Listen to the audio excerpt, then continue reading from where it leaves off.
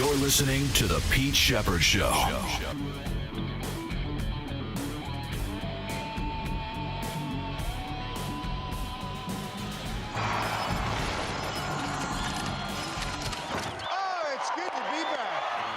Dale, Yankee lose. Yankee lose. Let's go, baby. Let's go. Hey, let's do it again. Yankees lose. The Yankees lose. Yankees lose. Let's go, baby. But you don't take it personal. I get it. One more. The Yankees lose.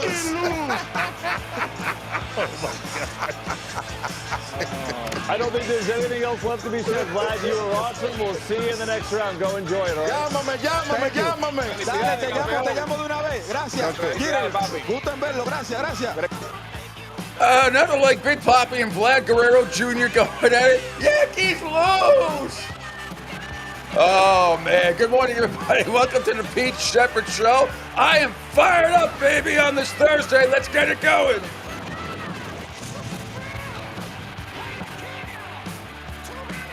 Oh, man. Thanks for checking us out here across the awesome video platform on the Coastal Sports Digital Network, and also on audio platforms as well, like Odyssey and Instagram as well, LinkedIn, YouTube, Kick, Rumble, CST in Florida, SR 1029, the Game, our awesome app across the Facebook pages as well. Follow me as well at pshep326 on Twitter. Man, oh man, so much to get to today, and wow.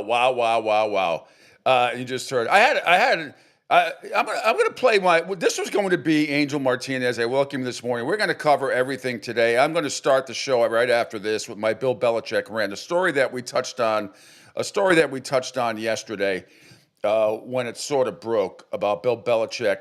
We found out basically banning North Carolina people, social media, the institution of higher learning that is North Carolina, banned any Patriot sort of stuff, and including Drake May, who had a monster game and a couple this year, and especially against Buffalo the other night. But the pettiness of Bill Belichick and the petulance of him has prohibited the North Carolina Tar Heels family from tweeting out all sorts of stuff, even though Miami does this every week.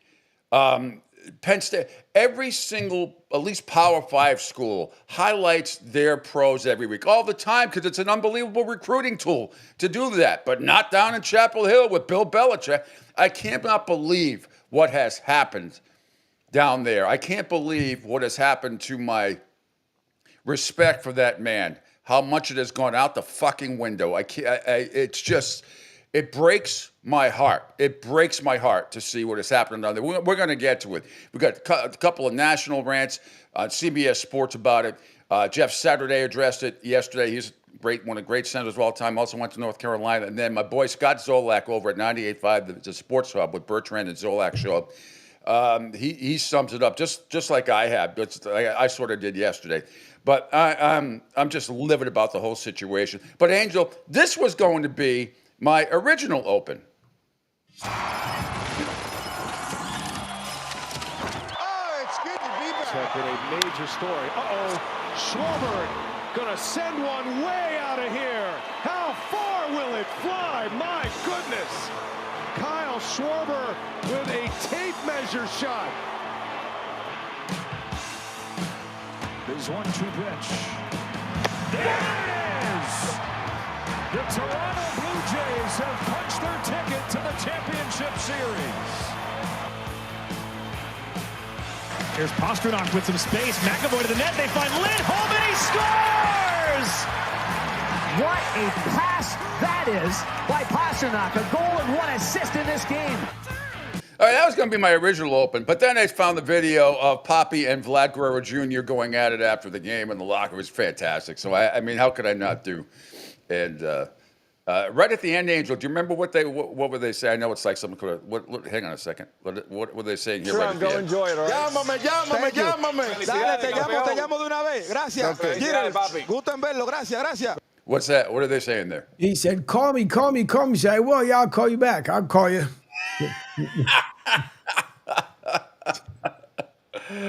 Unbelievable. We're going to do a full MLB recap, I promise. But yes, Gary, the Yankees lose. Jerry from Rhode Island, yes. The Yankees lose, absolutely. But I'm going to get into it right now. We got plenty of time to get to the MLB rundown and preview. And just a quick synopsis: Detroit stays alive. They win 9-3 over Seattle. Game 5 will be Friday night in Seattle at 8:08 on Fox. The Cubs stay alive. They beat Milwaukee yesterday 4-3. Milwaukee still leads the series 2-1 with game 4 tonight at 8:08 on TBS. As you know, Toronto beat the Yankees 5-2. They win the series 3-1 in the Bronx.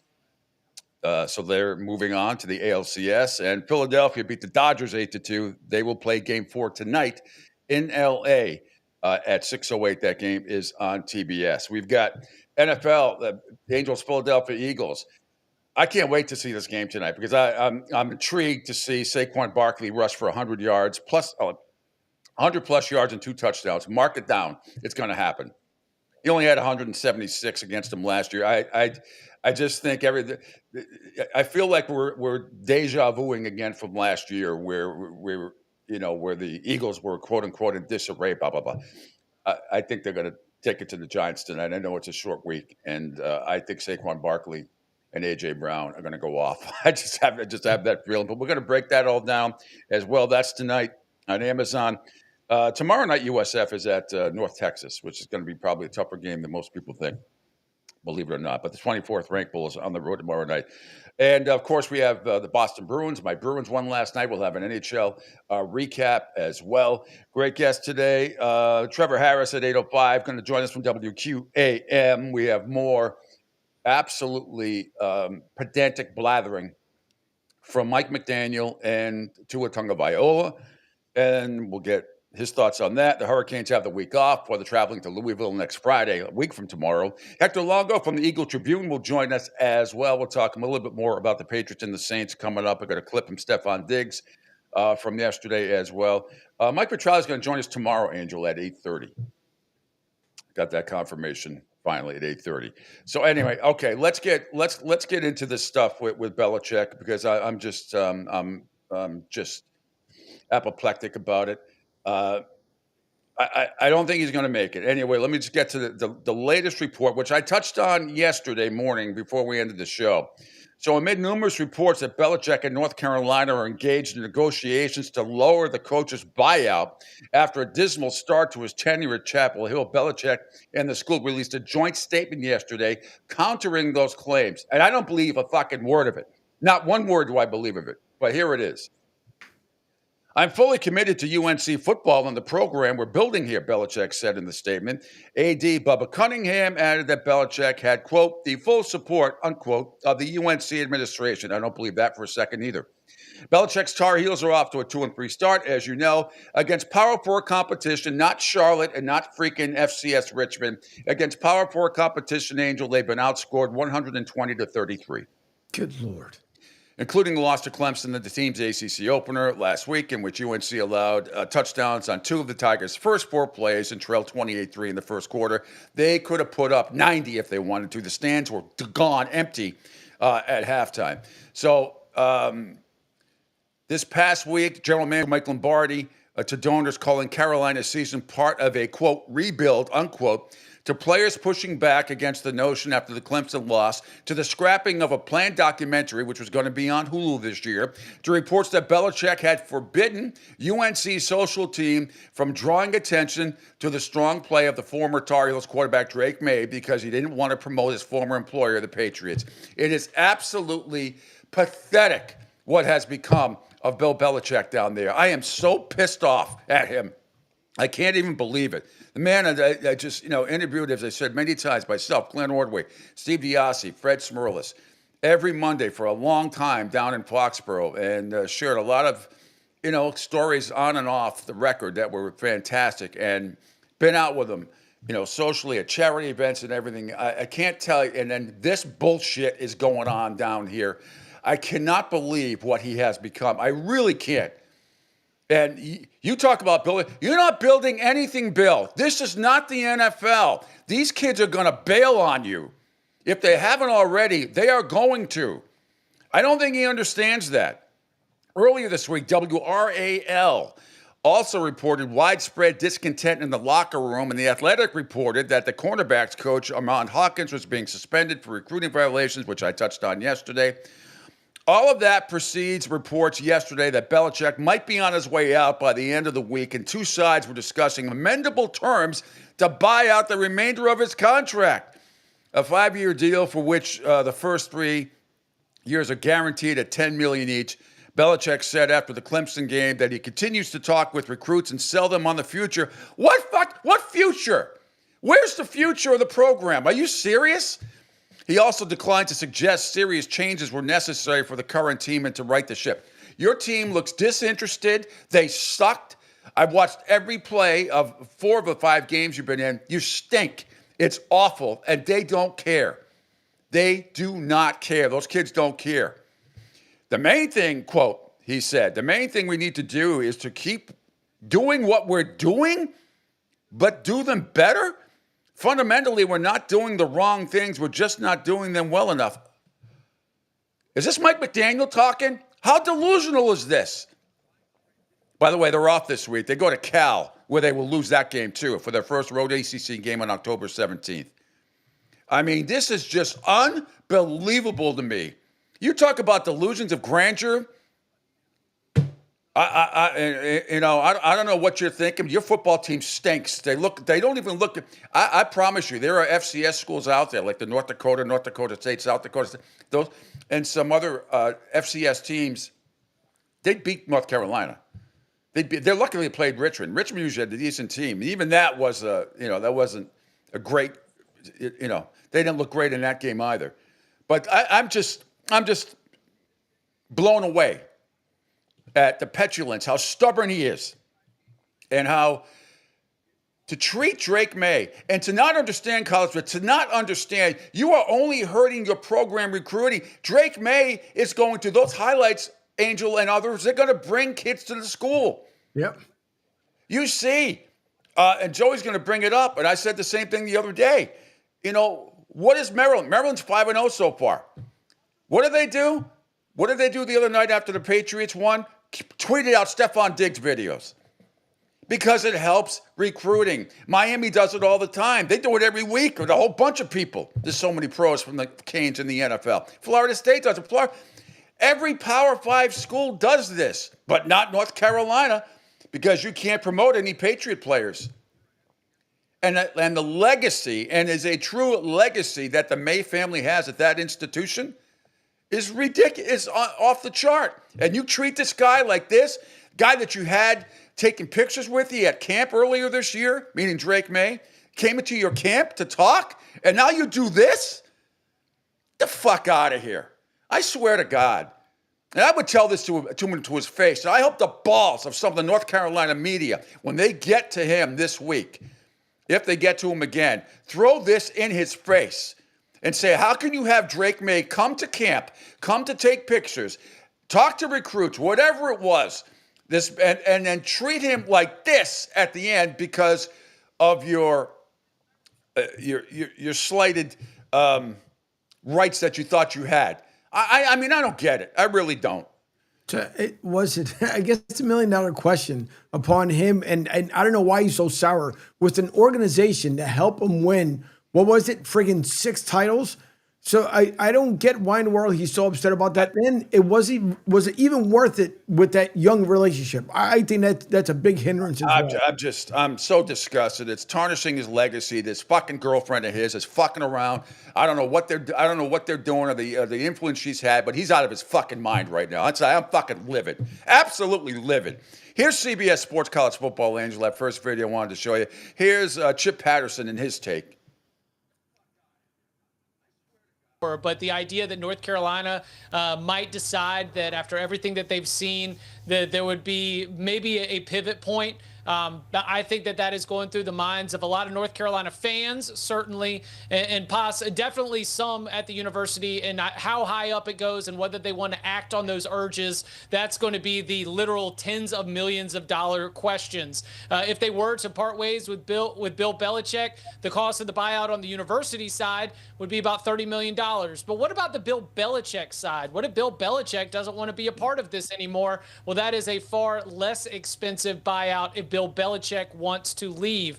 I think the one thing is for certain that the bill of goods that has been sold to the university and to the fan base has turned out spoiled.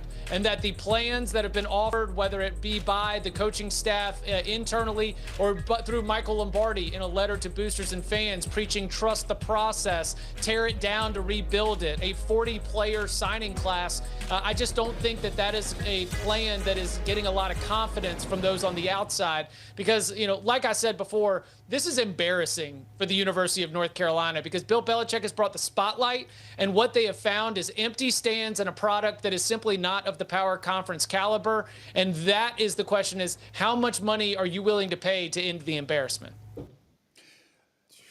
And then to come out with a statement, I think it's a phony baloney statement. I don't think they're going to win another game. I don't see any wins here on this schedule. The way this team is currently constituted, the way they're playing, the lack of I think it's only going to get worse. I think it's only going to get worse, and I don't think he's going to survive to the end of the year. I don't. Here is Jeff Saturday on Get Up yesterday. He was a great center, one of the best of all time, in my opinion, for the Indianapolis Colts, and then also a North Carolina grad. Here's his take.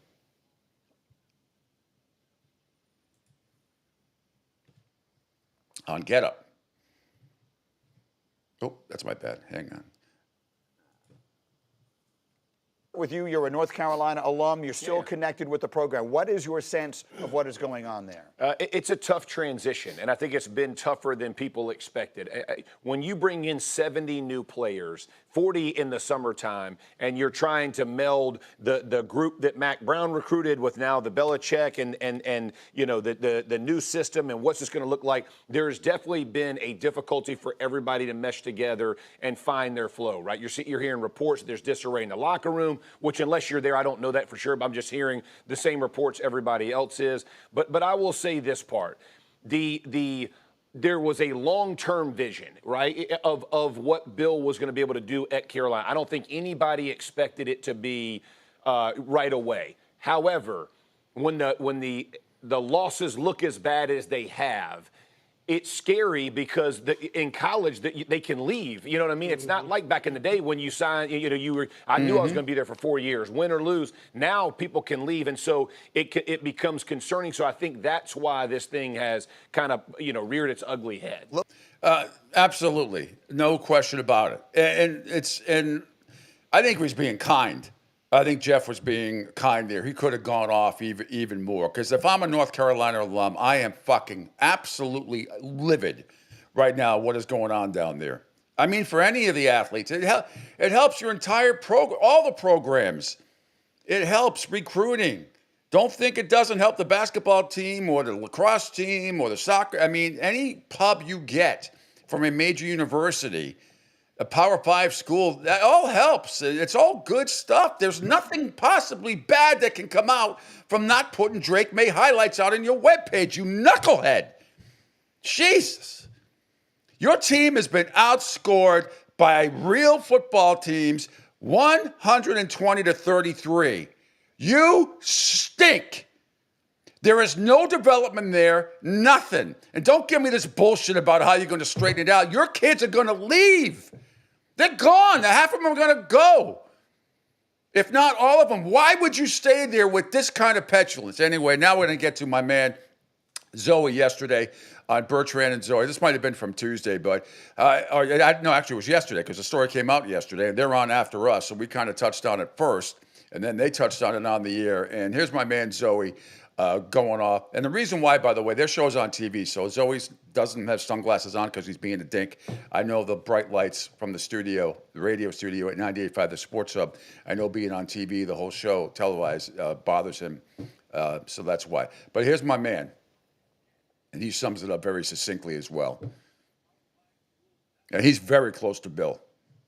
And Terrapins are tweeting out every play Stephon Diggs made. Can we enlarge that screen, Angel? He a Terp. I can That's try. That's what I was trying to do. And there's then, a box over on the right. It should be. yeah, no, I tried, but it doesn't change the screen much. Really? Yeah. Okay, that's don't all know right. why. So it's probably going to start all over again. Usually goes full screen. But here we go. Okay. Hot No. damn it. Stop it. It's all right. Come on. Play nice. Here we go. Diggs made and saying, he a Terp. That's our guy. Look at our guy go. Stephon Diggs played at Maryland.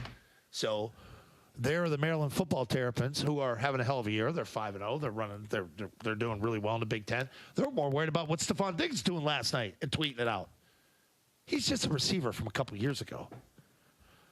North Carolina has Drake May, who had a coming out party last night.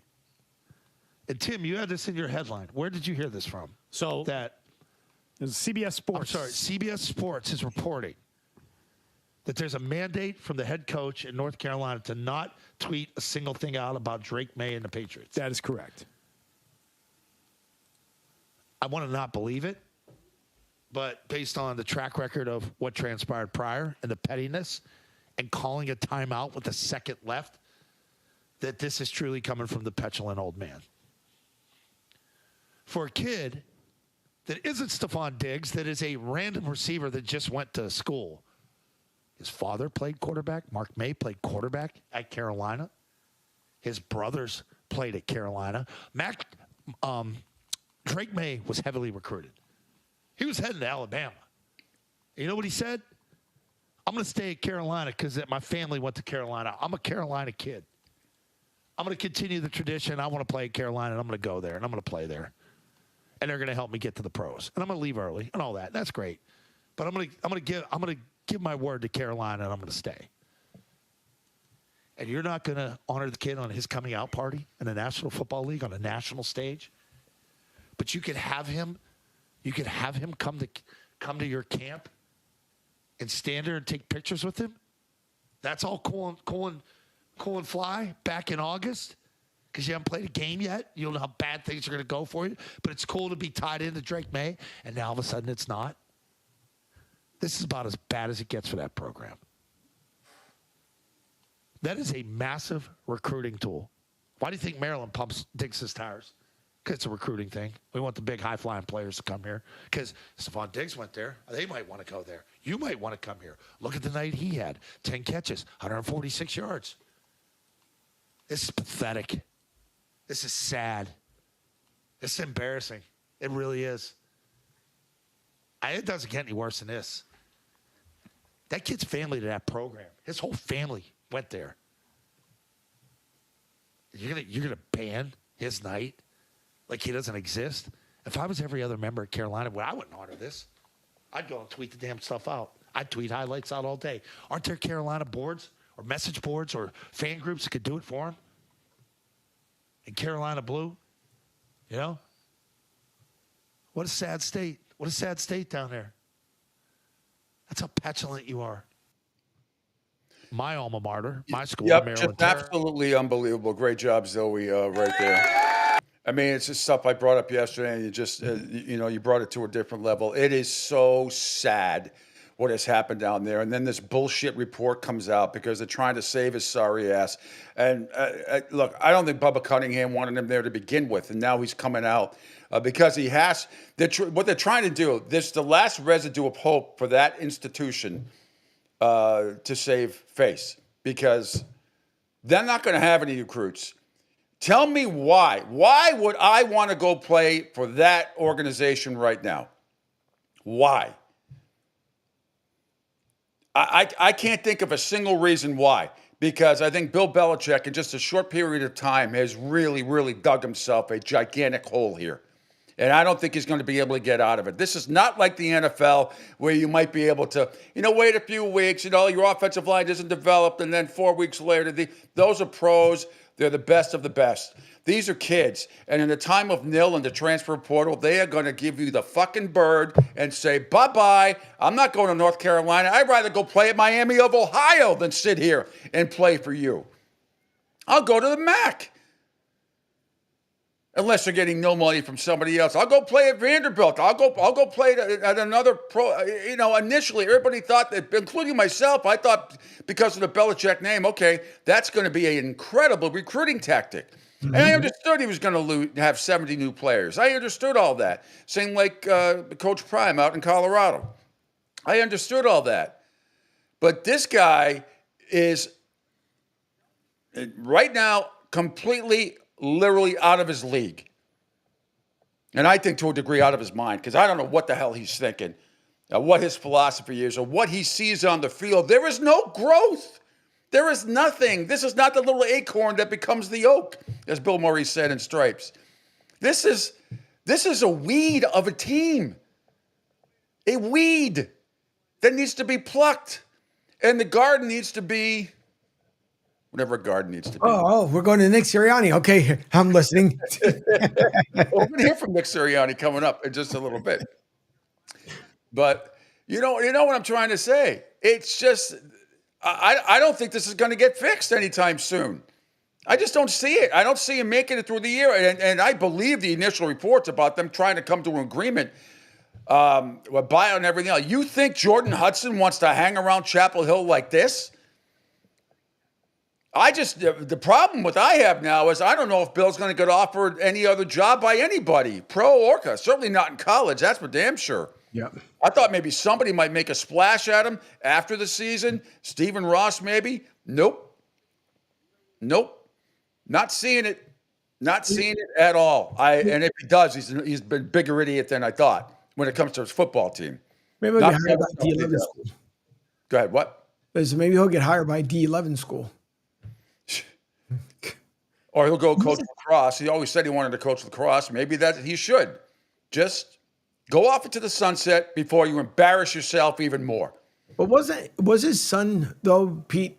Was he supposed to be taking over in case Bill couldn't make it or whatever it was? Yeah, that was. I believe that was reportedly part of the initial deal. That when his tenure was over in 5 years, whatever it is at Carolina, that his that's on me. Something popped up. That his son would. That's not happening. That there's not going to be anybody named Belichick left in that organization in a few weeks. I just don't see it. And I went through the schedule yesterday.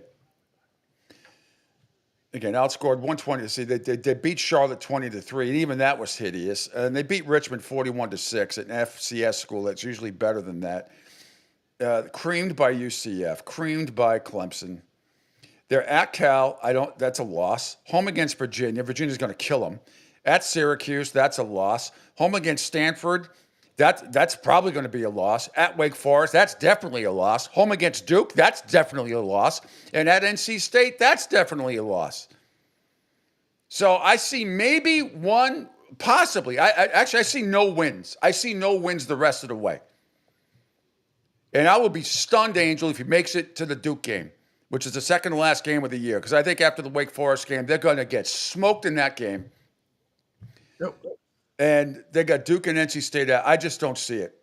Okay. I don't see him surviving. And if I were him, he should just walk away. Go into the sunset. Go coach lacrosse. Go be with your family. Have babies with your college graduate, or 26-year-old, whatever the hell it is, and be on your way. I'm embarrassed for him.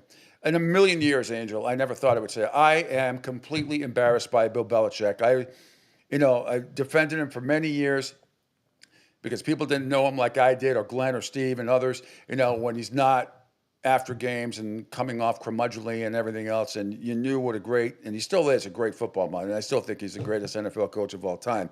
And people forget he rebuilt that team three different times. It wasn't just all Brady. Of course, a lot of it was. Same with every other great coach that's had a quarterback. Tell me one that hasn't. Such as maybe Trent Dilfer with the Baltimore Ravens in 2000. Yep. And other than that, most of them have great quarterbacks. But forget all that. That to me is all, I'll always respect him because of that. But this is a whole different animal. And it breaks my heart. It breaks my heart, and I never thought I would have this little respect for that man right now as much as I do. And this pettiness, it started with telling Patriot people they couldn't come on campus or they couldn't come and recruit, even though he said, I'm not allowed in their facility, which is also a lie. And they weren't allowed in his facility. I mean, it is just pettiness beyond belief. Absolutely beyond belief. So, And, two things. One is, can we get a sports betting line on the MGM Sports or wherever else, Hard Rock? Who gets fired first, Belichick or Mike McDaniels? Mike McDaniel is probably still at the top of the list, but I don't know. This BS by Bubba Cunningham and the stuff by Bill yesterday in this statement, it's just a flat out lie. I mean, it's just a flat out lie. There's no direction for this team. If you've watched this team like I have, the Clemson game was over before the national anthem ended. It was over. You know, Clemson used a double pass on the first play for a touchdown. Now, Dabo Swinney, who has been taking a beating, and rightly so, for lackluster play of his team. Right. But did anybody think they were going to come close to beating UCF? That didn't happen. And I sure as hell. The way the Clemson game happened, the only thing I'm surprised at is they didn't double the score, which they very easily could have. Dabo Swinney took his foot off the gas pedal. But when Belichick says the main thing we need to do is keep doing what we're doing, but do them better. What? Fundamentally, we're not doing the wrong things. We're just not doing them well enough. What things are you not doing fundamentally right? I see nothing. I see you getting your asses whipped. I see disconnection. I don't see any adjustments being made. I see lackadaisical play. I see kids who are hanging their heads and they're out of it. They're out of it because the first 4 minutes of the game is fucking over. What are you talking about? Fundamentally, we're not doing the wrong thing. What are those fundamentally things? I'd like to know. Being prepared? You think your teams have been prepared? TCU, the best thing to have, the TCU drive, you march down the field and you scored. And then you got annihilated after that, and you've continued to get annihilated by real football teams since that first drive. And even when you had that first drive, go back and look at his face. He didn't jump around. He didn't high-five anybody. He was like, okay, but I know what's going to happen. I'm at a loss. Belichick said after the Clemson game that he continued to talk with recruits and sell them on the future of the program. What future are you talking about? This is transfer portal and nil. They are going to give you the bird and go bye-bye. Ain't going to happen. What recruiting tactics are you going to use with the schedule left that I don't think you're going to win a game? And it's not a very, very difficult schedule. You guys just stink. Your team stinks. The coaching stinks. Your team stinks. And they don't care. They don't want him around. It's blatantly obvious to me. Just go back and punch up some of the stuff on your cable system. You can go back and watch these games. They're all over the ACC network or ESPN. They're all there. You can go find them on demand and watch them. It is a joke. It is. Your fans all left at halftime of the Clemson game. It was 28-3. You're lucky it wasn't 2,000-3. Just ridiculous. Absolutely ridiculous. All right. The other, because since it's the hot minute about it, but you've told me stuff about Belichick, which again, I was stunned because the only thing we got to see in Philly and obviously everywhere else was what we saw on TV when he was always seemed like he always had an axe or so to grind. And I know Tom Brady will never, it doesn't seem like it seems a lot classier, but I know Tom Brady will never say something bad about Belichick, but I would love to have a one-on-one conversation with Tom Brady and get his thoughts in his final years out there with Patriots and Belichick. Well, there was definitely a disconnect the last couple of years. There's no question about it. And I thought the divorce was going to happen. I thought it was time after 20 years. But this other stuff is just, like I said, interviewing the guy for 11 years, every Monday, blah, blah, blah, with great people like Glenn and Freddie and Steve and all that stuff, and got to know him a lot better than most people. Felt very privileged and fortunate. Did charity events with him a few times. Totally different personality. And this happens. I mean, And you always remember what the last thing that's happened. I still have a tremendous amount of respect for what he did, obviously, and what he accomplished. But this is, I've lost a tremendous amount of respect for this man. And I can't imagine how embarrassed his family is with this 25-year-old, 26-year-old, 24-year-old, whatever the fuck she is. I mean, it's embarrassing. You cannot tell me it is not embarrassing for his family. It's ridiculous. It's absolutely ridiculous. And the way his Tar Heel team sounds just it's clusterfuck. I mean, they stink from top to bottom, the whole thing. And Mike Lombardi, you are just as responsible. You've been a jackass in this thing too. Your jackassiness is still there too. You're just as responsible. So ridiculous. I don't know what the hell you two are trying to prove. All you're proving is all the people that hated your guts for all the wrong reasons for 20 years, now that's coming to fruition, and they are going to shit all over you because they have been waiting for this opportunity because the Patriots were so hated after 2001. Everybody loved them in 2001 because it was 9/11 and the Patriot way and all that stuff. But after that, everybody on the planet, including everyone at ESPN and a whole bunch of other people, were finding ways to destroy that football team. And to your credit, you kept it together and just laughed in the face of all that stuff, blocked out all the rat poisons, as Nick Saban would say. And now Bill Belichick has created not only the rat poison, he sort of is the rat, and he is the poison. And he is the gigantic weed that needs to be pulled out of the garden because that program is a disgrace to college football right now. And your coach and general manager are a disgrace to college football right now for the pettiness and just absolute the way of thinking, the pettiness, and a lot of other words I don't really want to say anymore. It's so sad. It's sad. And Bill Belichick, I never thought I would say that. And I'd say this to your face right now. I'm embarrassed for you. I and others are embarrassed for you. And you may come off and say you don't give a shit, whatever. And I and others had so much respect for you. And we're going to give you the benefit of the doubt at North Carolina this year. And all the people that for years you shunned because they lined up against you and the Patriots and everyone else in that organization, tried to crap all over you, and you always one-upped them in a lot of ways. Now, they are going to come down on you, and this is not over. You're going to be you're already under a massive microscope. Now, it's just going to get worse. And I can promise you this, Angel, I know my boys in Boston, radio, TV, great writers, and we're going to have one of them on, Hector Longo, coming up at 8:30 this morning. Somebody is going to go after him, not in a personal way, right. We should never do that, but in a professional way, and they are going to dig up shit, and we're probably just scratching the surface here, Angel. That's the scary part. We're probably just scratching the surface, but I know, I've read too many reports, WRAL, parents are pissed, players are pissed, and you can say all you want about we're not doing things fundamentally right, that we can correct it. I don't see what you're talking about. I really don't. But I promise you, some people in New England or some people that really, really have an axe to grind with Bill Belichick, they are going to go after him and this program now. This isn't over yet. I think we're just scratching the surface. Jerry says, that's amazing how many have been taken down because of love of scorned lover in sports. Well, this is a different type of scorn. You can, players leave, they get traded, they sign free agents other places. That's one thing. And I get it because there's hardly any loyalty in sports anymore. Very few exceptions.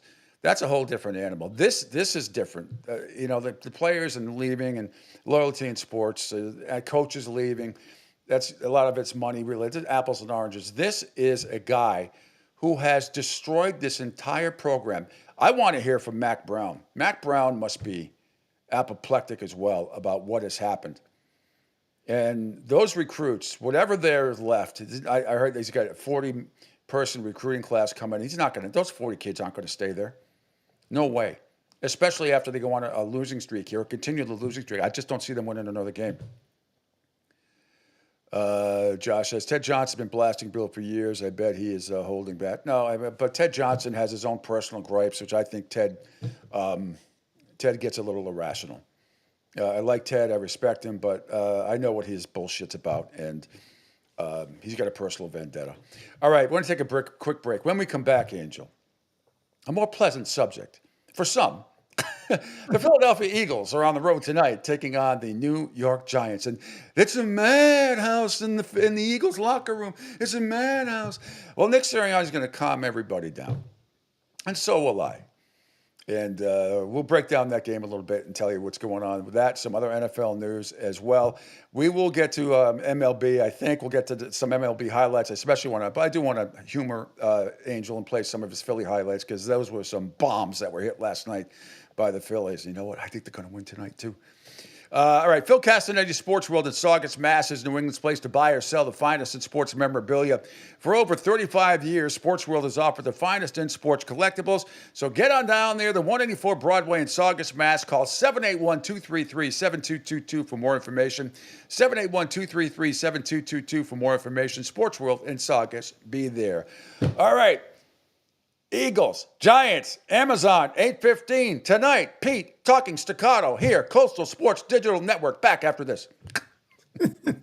Hi, folks. This is Gerard Moynihan of Moynihan Lumber, and I would like you to know that our company has been selling Anderson windows for over 60 years. See the complete line of Anderson windows at any of our 3 locations in North Reading, Beverly, or in Plastown, New Hampshire, or at MoynihanLumber.com.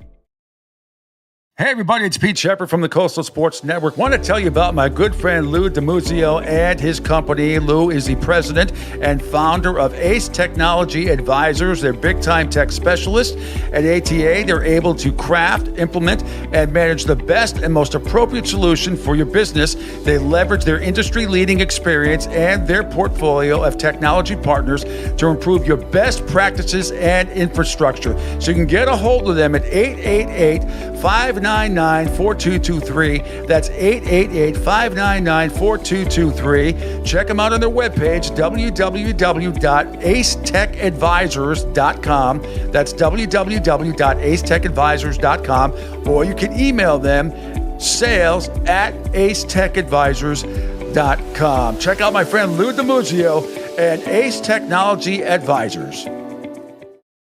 Right now, our country feels divided, but there's a place where people are coming together. I gotta tell you, I was nervous to talk to someone so different than me. Me too, but I'm glad we are. Love Has No Labels and One Small Step are helping people with different political views, beliefs, and life experiences come together through conversation, and it feels good. Wow, your story is so... Interesting? Yeah. When people actually sit down, talk, and listen to one another, they can break down boundaries and connect as human beings. At lovehasnolabels.com/onesmallstep, you can listen to amazing, life-changing conversations and find simple tools to start a conversation of your own. I know one thing. This conversation gives me hope. It gives me a lot of hope, too. Take a step toward bringing our country and your community together by having the courage to start a conversation at lovehasnolabels.com/onesmallstep. A message from StoryCorps, Love Has No Labels, and the Ad Council. People do some pretty cool things in their 40s and 50s. Why should saving for retirement be any different? I mean, they go back to college, learn new instruments, start skateboarding. Whoa! Okay, maybe that one's not for everybody, but saving for retirement is. With aceyourretirement.org, you can get on track with your retirement savings no matter your age. Just have a 3-minute chat with Avo, the friendly digital retirement coach from AARP. You'll get personalized recommendations based on your input that are easy to understand and work with your lifestyle. It's quick, easy, and free. Plus, it's sponsored by AARP, so you know they got your back. Woohoo! Gnarly move, Dad. Thanks, sweetie. So wherever you are in your retirement savings journey, head to aceyourretirement.org and start chatting with Avo today. That's aceyourretirement.org. A message from AARP and the Ad Council. Adopt US Kids presents What to Expect When You're Expecting. A teenager. Learning the lingo. Today I'm going to help parents translate teen slang. Now, when a teen says something is on fleek, It's exactly like saying, that's rad. It simply means that something is awesome or cool. Another one is totes. It's exactly like saying, totally, just shorter. As in, I totes love going to the mall with Becca. Another word you might hear is jelly. Jelly is a shorter, better way to say jealous. As in, Chloe, I am like so jelly of your unicorn phone case. You don't have to speak teen to be a perfect parent.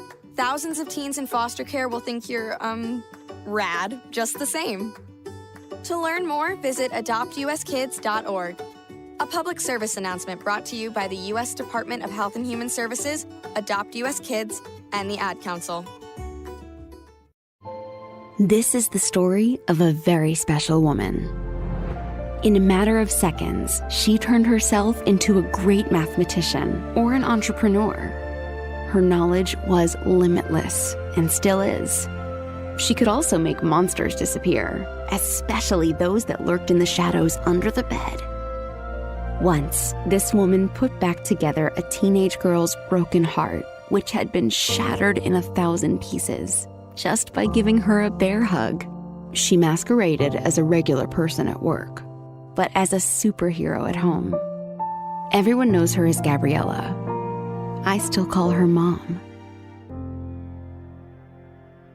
Your hero needs you now, and AARP is here to help. Find the care guides you need to help, complete with tips and resources at aarp.org/caregiving. A public service announcement brought to you by AARP and the Ad Council.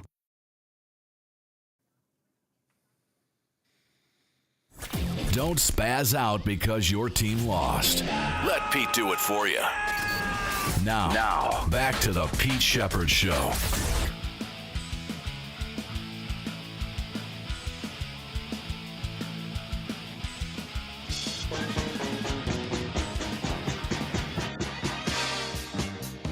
Run fourth, and now Schwarber, a high towering fly ball. That one is deep. Hernandez will watch it fly. It's another bomb. Kyle Schwarber has done it again, and the Phillies have busted it wide open here in the eighth. Second homer of the game for Schwarber. 8-1 Philadelphia. Come on! So Angels last night, after the thumping the Phillies gave the Dodgers. Come on, everybody! 100 stories high. That's all I got. I got this. I got the dice roll. Nothing else. That's all you need. But that was a good one. I like that. Good song fitting for the moment. Yeah, it was. Angels Phillies hammered the Dodgers 8-2 last night. Kyle Schwarber, you heard the first clip earlier in the show. Just an absolute, I don't even know if it came down yet, towering shot. Cleared the right field pavilion in the 3-1 fourth inning. Phillies avoid the sweep, 8-2 win over the Dodgers in Game 3. Rimalto had a home run as well. Christopher Sanchez, who started Game 1 of the series, goes for the Phillies on Thursday against the right-handed pitcher Tyler Glasnow, who pitched 1 2/3 scoreless innings of relief in Game 1. However, overall against the Phillies, he has not done well. Nope. ZRA, I believe, is well over 6. I kind of like the Phillies tonight, so that game will be played at 6:08 on TBS. All right. Speaking of Philadelphia, tonight it is the Philadelphia Eagles visiting the New York Giants. So all week long, it was a madhouse. There's a madhouse in the Eagles locker room. Now we'll see. I think a lot of that stuff gets absolutely overblown, overhyped, overrated. We saw this last year with A.J. Brown. We know about the players-only meeting between A.J. Brown this week and Saquon Barkley and everything else that's going on with the Eagles and Jalen Hurts and all that stuff. And let me see. Let's start with Jalen Hurts. Well, let's start with Nick Sirianni on Jalen Hurts and A.J. Brown and Saquon Barkley meeting this week to figure out the Eagles' offensive woes. Love the fact that we all get together and are looking for solutions to continue to get better. That's just not a coaching thing. That's just not a leaders on the football team. That's this team. That's the mindset of this team is how do we keep getting better, be playing our best football by the end of the year. And so you love that. You love that for, all the guys. And when I always say to the coaches, like anything we're preaching, we better be living ourselves. And then you have the same thing with when the captains on your team and the leaders of your football team are doing that, and just focusing on how we get better and take the next steps. That trickles down to everybody. That's my theory with coaches. That's my theory with the leaders of your football team. So everyone this isn't all that different than last year going through these things as well. You buckle down, you find solutions, you find answers to the problems, and you work yourself to get better from that. That's what it's about. That's how you grow. That's a mental toughness thing. Obviously we're all going through that and trying to get better. And great, we get to play a game tomorrow. You don't have to sit with this loss that we had on Sunday for too long. We get to go out and play a game tomorrow. We're really excited about that. Yeah, I kind of agree with you, Angel. Normally you'd say, short week. Everybody hates short week. I have a feeling the Giants want to get back out there and put some damage, put some hurting on the Giants. Especially, it couldn't have come. If you're going to have a short week, have it come with Saquon Barkley goes back to the Giants. Going to be maybe a little extra motivated, although that'll be downplayed. I think he's going to have a hell of a night tonight. 100 yards plus and a couple of touchdowns, maybe one receiving as well. And I think Smith Brown and Jalen Hurts will all be on the same page. And one thing a little concerning, possibly, left guard Landon Dickerson is out. He hurt his ankle against Denver last week. His own teammate rolled over on his ankle, if I'm not mistaken. Yep. And he needed meniscus surgery on his right knee during training camp, but was still in the lineup for the opener. So Brett Toth filled in for Dickerson against the Broncos, figures to get the start against the Giants. That's really the only thing. But I fully expect, before I want to hear your comment, but before we get to that, Jalen Hurts hates losing. Thank God it's a short week. Tough week in my house. What was it like to come in and after a loss for the first time in a long time? It's I said this 2 weeks ago, however long ago it was. You can be on top one day and on the bottom the next, and so it's the perspective of a competitor that we can never get too high, never get too low, and it's the NFL. And so, while it is an agonizing feeling, you have to take pride in everything that is required to win. Truly take pride in everything that's required to win. And so, I know this is a hungry group. I know we're hungry, and I know we're excited for all the opportunity in front of us to continue to improve. That's what matters most, because we won't go out there and win as individuals. We'll go out there and win as a team. All right, Angel Martinez, your thoughts? And again, Charles Barkley, Saquon Barkley. Charles could probably average 50 yards a game too. That's what Saquon is averaging this year. But I just think this is going to be the get-back game for the Eagles, if they indeed need one. All right, they lost to Denver. They shouldn't have lost that game. I think Sirianni let the noise get to him. I've said it all week long about Smith and Brown, and then the cryptic text afterwards, yada, yada, blah, blah, blah. I'm not buying into all the minutia like some other national people are. I'm telling you, I think the Eagles are going to take it to the Giants tonight. I think it's going to be Barkley, Smith, and Brown all have really good games, and Jalen Hurts will have a really good game. And I think Jackson Dart is in for some serious pain tonight. But go ahead. What do you think? Yes, no. Defense has definitely been carrying this team this season, and they know it. The offense knows this. I mean, it's nothing new. And Special teams, too. Yeah.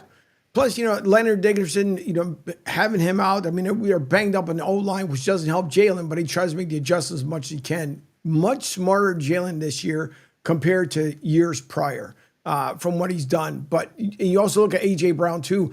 A lot of the complaints this year by A.J. Brown is completely different than what we heard last year. What he's looking for as a betterment of this team, that he wants to see this team do more. And when you're looking at Saquon only averaging less than 50 yards per game and looking ridiculous in the first half, and in the second half falls apart. Everybody wants to just do a lot better. So to me, Saquon, I wouldn't be surprised if he has over 130 yards because, yeah, the incentive is. Yeah, he had 176 last year in one of the games. And look, Nick Sirianni, though, I mean, he got away from the run. Sometimes we overuse that term. You got to commit to the run. But no, they need to run the ball last week when they had the lead. I mean, or at least attempt to.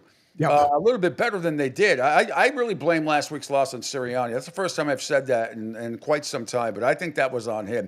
Here's Jackson Dart, the quarterback now of the New York Giants, about what he admires about Angel Martinez. I mean, Jalen Hurts. The combine, I believe you talked about how much you look up to Jalen Hurts. You studied his game, right? Yeah. Can you take us through kind of what that's like for you, just watching him? What do you learn from him? Yeah, I mean, first of all, I love his mentality. His every day. Accountability of himself, and at the same time, raising the bar for his teammates. So that was something, as an early, college player, being able to look up to guys like that. So it's going to be, really cool to be on the same field with him and being able to compete against him. And, at the same time, him just being a really good competitor and being able to do a lot of things, with his arm and with his legs and putting his team in really good situations to win. Yep. Okay. Well, look, he's going to have, last week against New Orleans, they completely self-destructed. He's a rookie quarterback. He had 2 touchdowns and 2 picks, but 5 straight possessions against New Orleans that they turned the ball over 5 straight times. Unbelievable. Here is the bullshit statement, professional statement of the week so far. Denver versus the Jets in London. And Justin Fields says that the Jets trip to London is good for team bonding. Most definitely.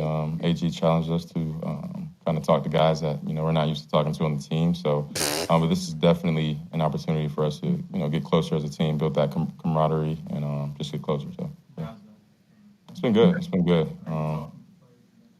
I feel like I've talked to mostly everybody on the team, but some guys are more reserved than others. But I think me, I'll talk to pretty much everybody. So yeah.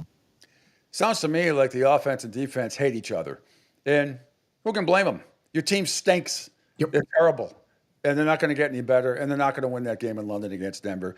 Angel, if we could scroll down to Stephon Diggs, and this is under Patriots on CLNS yesterday. Stephon Diggs, I think, makes a good analogy here, facing the Saints after Sunday's win in Buffalo. He thinks this is going to be an even bigger test, and I can understand why. Here we go. Mm-hmm. Hey, knock it off. Hang on. That's all right. Goodness gracious. It went too far. Here we go. Da-da-da. Hey, what are you doing? My goodness. Hang on as this thing wants to do its own thing this morning. I hate it when my thing does its own thing. It tends to drive me nuts too. Son of a gun. Keeps doing what I don't want it to do. Hang on, let me do a refresh here. Goodness gracious. Play nice now. Or I can just play the audio from here. Nope, I got it. Just, okay. I don't know why. Hang on. Son of a gun. Yes, I don't see it. No, give me a minute, because he's just only because the other one wanted to go full screen. Try and get it up. I'll play another cut from. Here's Sean Payton on his London experience, head coach of the Broncos. We were hoping to get a London game because this type of experience with your team is, I think, really positive, and it's certainly an easier trip coming off of a win. All right, I should have played this. Getting back to the Philadelphia Eagles and the Giants tonight. Giants head coach Brian Daboll, interesting comment on A.J. Brown and the Eagles' struggling offense. This is from Jeff Abisky's podcast. Yeah, you watch all the games, and you watch him when he's out there get open, big, strong, fast, has good hands, can run any route you want him to run. I'm sure they can throw him the ball as many times as they want. That means Saquon doesn't get it, or give it to Saquon, and A.J. doesn't get it. There's one ball. They're all really good players. Smitty, I mean, I've been around Smitty. I think he's an exceptional receiver too. So I think I'm sure whatever they want to do or think they need to do, that's what they'll do. You have to watch the tape. AJ's open a lot. But give it to Saquon, he's got productive yards. You run his own read or throw it to Smitty, there's another thing. There's a lot of weapons, I would say, on that offense. And whatever they choose to do is what they do. Wow, that was right up there with Mike McDaniel. Jeez. Sure was. Never heard Devontae Smith referred to as Smitty. Now, I know a lot of Smitties. Usually it's hockey, baseball. You don't hear Devontae Smith doesn't strike me as a Smitty. Maybe he is on the team. All right, what's going on? Can you get okay. Here we go. Oh, Connor, goodness. I can tell it wasn't there because I can usually see your preview on the bottom of my screen. Yeah, no, it's just, I told you, it just wanted to do its own freaking There it is. I see it. Here we go. Let me hit the rewind skidoo. Here we go. I think it's super important that we flip the page, considering New Orleans Saints is a really good football team. I know the record might not show it, but they're very skillful up front and in the back end. And to be honest, it might be a bigger test than last week, just as far as like having success and being able to replicate that process, or do it all over again, and work equally as hard and attention to detail and focus, because this opponent, I know their record doesn't say it, but that's a good football team, and they've been in one-score games plenty of times, and I don't expect it to be no different. We got to go in there with the right mindset. I think it's yeah, there's no question about it. I love that.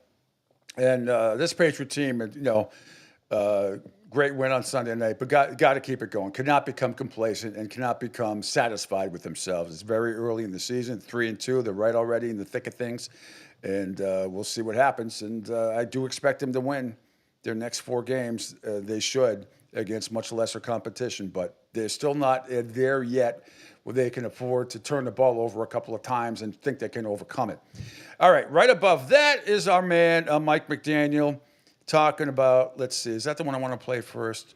Yeah, I want to play that cut first. Let me see. Actually, I'm sorry, Angel.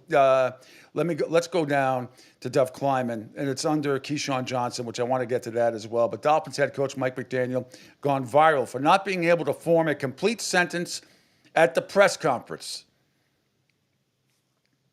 Yes. Okay.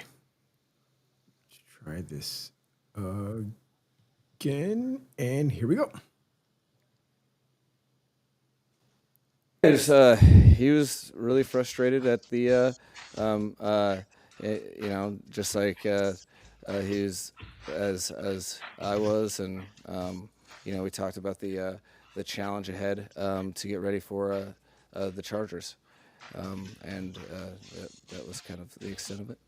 Oh He my was God! really- All right, now if we could scroll down under that, here's Tua Tagovailoa on fan criticism for the season. This is a shitty answer too, I think, but have at it. Oh boy, this one should be interesting. All right, and here we go. Yeah, I would say it hasn't been as difficult this year, just because, as I've said in prior interviews, I'm not on social media. Like, I don't have any of that. And then outside of that, like I go home, I see my kids, whether I throw 5 picks or 5 touchdowns, we win the game, we lose the game. I get to come home to my kids, who are happy to see me every time. Yeah, I would say. All right, all right. So I mean, okay, I get that. I just don't sense any type of urgency. And before we get Trevor Harris on, let's go up to under Omar Kelly. This is more Mike McDaniel talking about Tua Tagovailoa. And again, this is just, where is my? That's it. Where was my Mike McDaniel closed caption?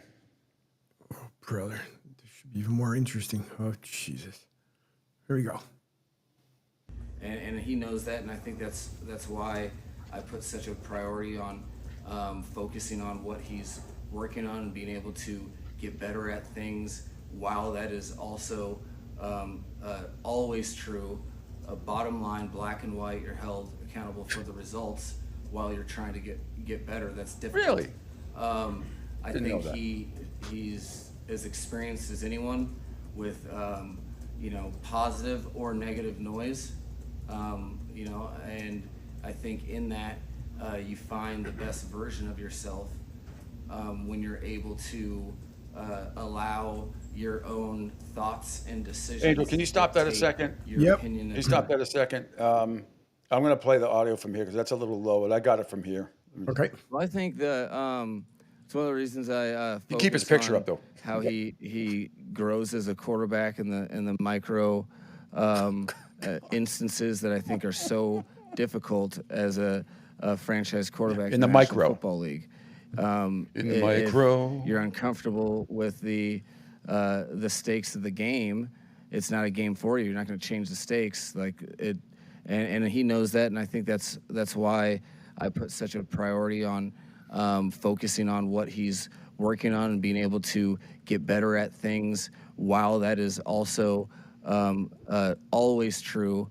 Bottom line, black and white, you're held accountable for the results while you're trying to get better. That's difficult.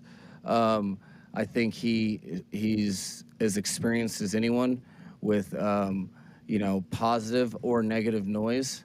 And I think in that, find the best version of yourself when you're able to allow your own thoughts and decisions to dictate your opinion of yourself and how you're carried towards others and how you handle all of those things. So it's not easy, but I think that's something that no quarterback in the National Football League is not exposed to, and that's something that I don't think anybody I think that's something that is very, very challenging, and what separates people is that ability to work within the noise. If they tell you you're awesome or that you suck, what is that? How does that relate to what you're doing to influence your next performance?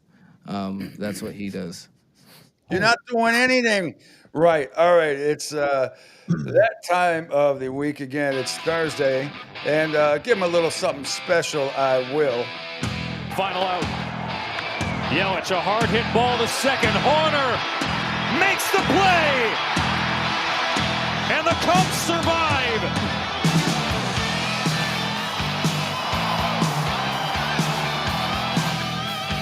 Yeah, Trevor Harris, WQAM, somehow from New England originally, but an avid Eagles fan and a big Cubs fan as well. And you squeaked it out last night to stay alive. Game 4 tonight, 8:08 on TBS. Good morning, Trevor Harris, across yonder, WQAM in Miami, producer, host extraordinaire. How you?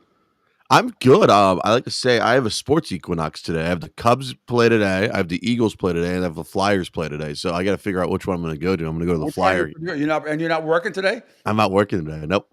Wow. So I'm going to the Flyer games. I haven't been to a hockey game in almost since last year, since maybe like before the playoff run. So it was like March. So I was like, the Flyers are in town. Let me go see them at least. So I can watch everything else on the phone at least at the game. So. That's why. But I gotta say, I felt like I don't want to quote Jim. I have many Jim Mandich quotes. I don't have a clue what he just said, Mike McDaniel, when you were playing. I don't have a clue. Nobody does. No. Jim said that. Jim Mandich said that. Yeah, he said it a few times. Yeah.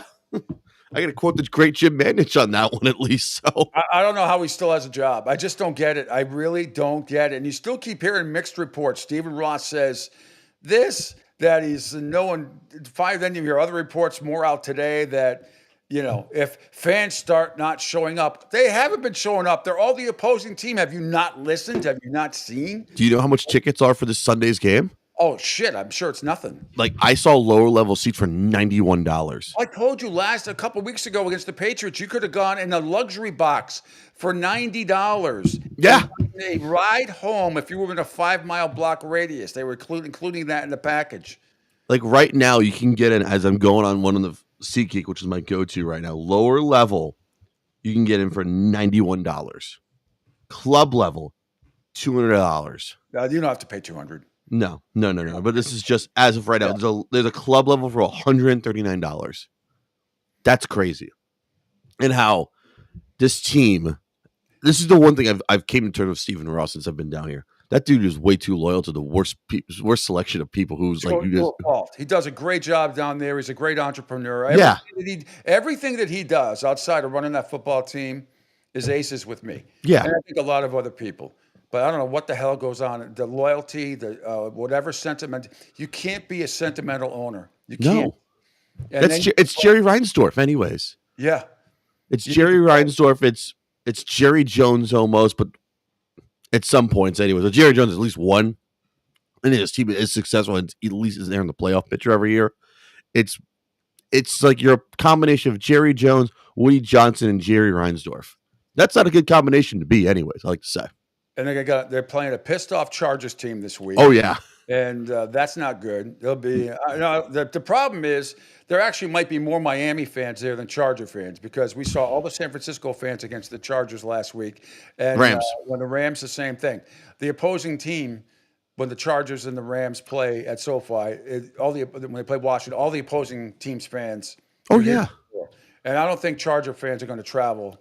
They're not a glamour team, so you could probably see a lot of empty seats. I'm going to tell you that for sure. There's going to be a lot of empty seats. Like you may see And it ain't going to come for the weather because the weather's just as good in San Diego as it is down here. Yeah. So it's not it's not like, how do I want to say this? It's not like Drew Brees is coming to town or Phillip Rivers is coming to town, but you got to go see him. But it's also like, it's the Chargers anyways. It's not a glamour team. If this was like Washington, instead of if they took the Charger game to Spain instead of Washington, there'll be more Washington fans at that game than than ever before. Anyways, so has there been any? But I hate when the Hurricanes have not back to back, 2 out of. I hate it. Don't worry, I hate it too as a guy who they have a bye week. Then they're in Louisville next Friday. I'm going to be at my high school reunion. I'm going to have to watch a game on my phone while I'm watching my high school team play. I hate Friday night games too. I'd rather be. You're not the only one who hates it. Josie hates it all the time, anyways. I know. All right, so it's the worst thing the ACC does, anyways. We got to do these Friday night or Thursday night games. Like, just play on Saturday. The Pac-12 doesn't do it. The SEC doesn't do it. Yep. Big 12 does it occasionally, but everyone else plays on a Saturday. Come on. I'm sure that if they could reschedule this game, they'd put it on Saturday. Yeah. Problem is they want to make sure Stanford gets enough travel time to go to good old Miami next week, the week after. Forget the travel time. There was a national report out. I played it yesterday. Angel will back me up on it. Oh, Chris Putton? Chris Putton. Yes, I love her, by the way. Yeah, she's awesome. She went off on stop complaining about traveling in college football because it's like professional football. You're all on chartered planes. I don't want to hear any more fucking traveling. Yeah. I don't want to hear it. I love her. I love her before, and I love her for that even more. So thank you, Chris Putton. She loves you.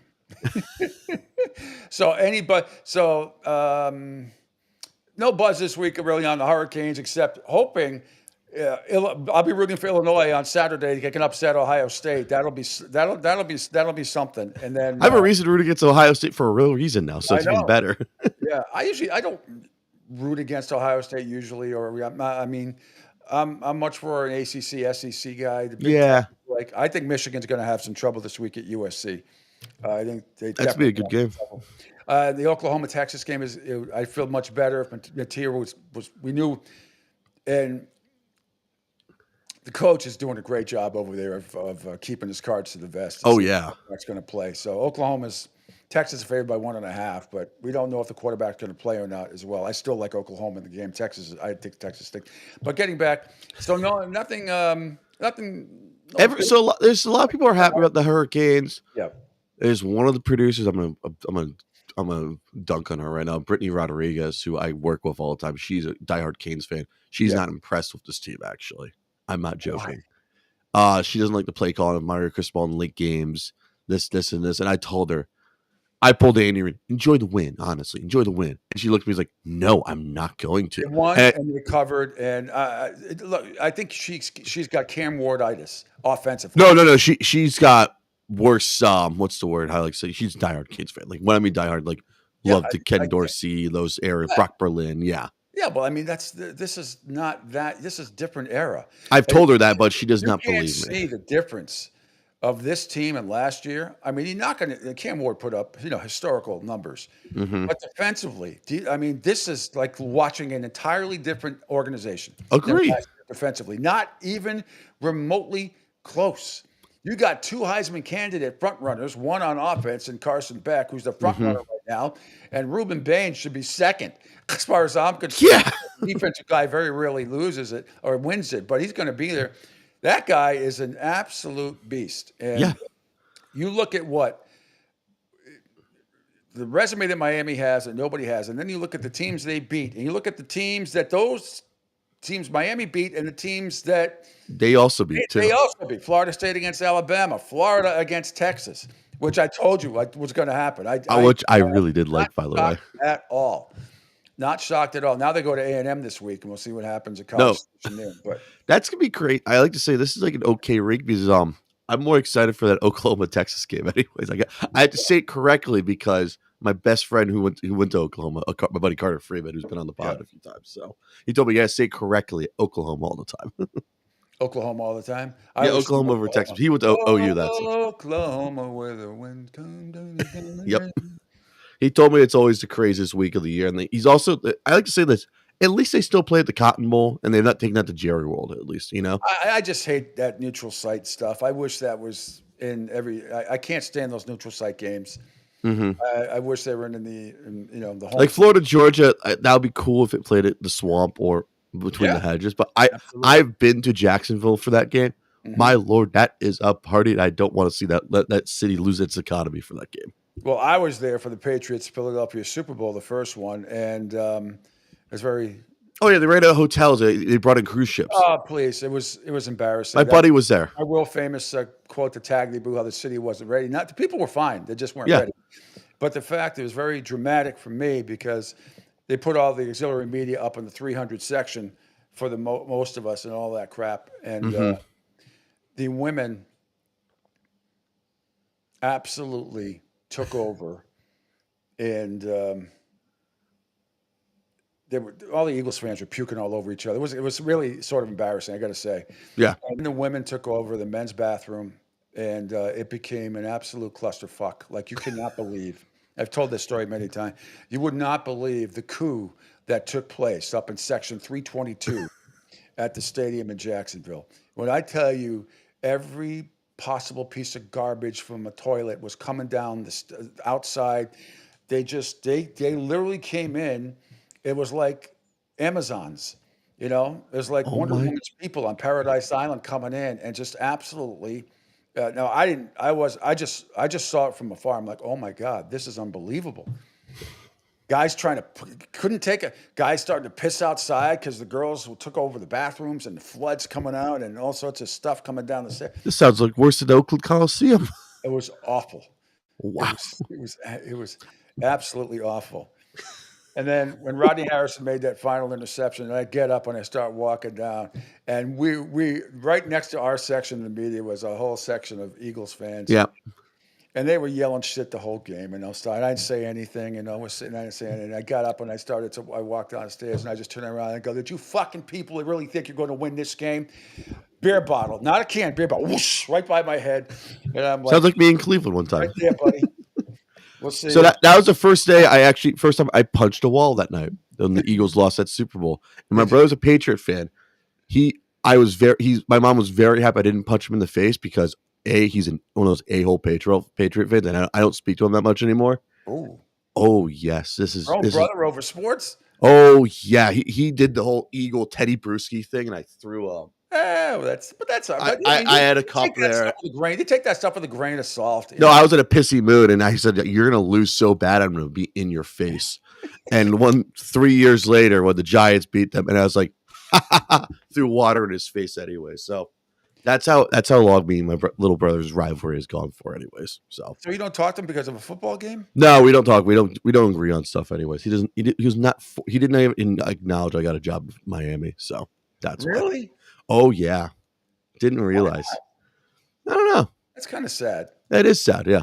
Where's he working? Where's he doing? He's in Boston. Actually, he's a real estate agent. Actually. Really? Yes, I'm not joking. Yeah. But you got to repair that. That's good. You don't want that to fester. No, it's not worth it. Be a bigger man. Reach out. Extend the Trevor Harris. Do you know what? I offered him Dolphins Patriot tickets in New England. I said, "Yeah, do you want Dolphins Patriot tickets? I'm getting them from someone." He's like, "Nah, man, I'm good." I was like, "All right, cool." So I've done all I can. Now all I have to do is meet his new dog they have as his girlfriend, anyways. So. All right. So what's the buzz been on the shows about Mike McDaniel and? They all hate. I did post game Sunday. I was pissed when he didn't go for that 4th and 8th call, and they went to punt it. I was mad, and I said this on post game. I was like, "Are you effing kidding me? You're punting when you're down and you have a minute 12 or minute 20 left in the game. You are a dumb SOB for that." Anyways, they can't get out of their own way. His responses now, what we've been saying for 2 years on this show. I mean, you can't you really don't understand what he's trying to do. I understand he's not a good public speaker. I still think he sounds like he had a gummy or two. I swear to God. There's no other coach in the NFL that sounds like that. Nobody. Nobody sounds like he does. I totally agree. Can't take a book by its cover sometimes and all that crap, but this is it's embarrassing to have Charlie Brown type of comments like that. And he's just stuttering, fumbling, fucking his way through the whole thing. And nobody knows what he's talking about. And I don't know what all this mumbo jumbo is that comes out of his mouth. None of it makes any sense. When I have to edit it usually to make sure he sounds like a proper human being, that's a lot of editing. That's when you know you have a problem. But I blame the communication. I blame the PR people at the Miami Dolphins. I don't know how to coach him up at least, Am I right? Yeah, just stick to one. But it takes him 20 sentences to say one thing. Yeah. And it's all coming out. Everybody's talking about it. I know. It's like it was only down here. It's not just me.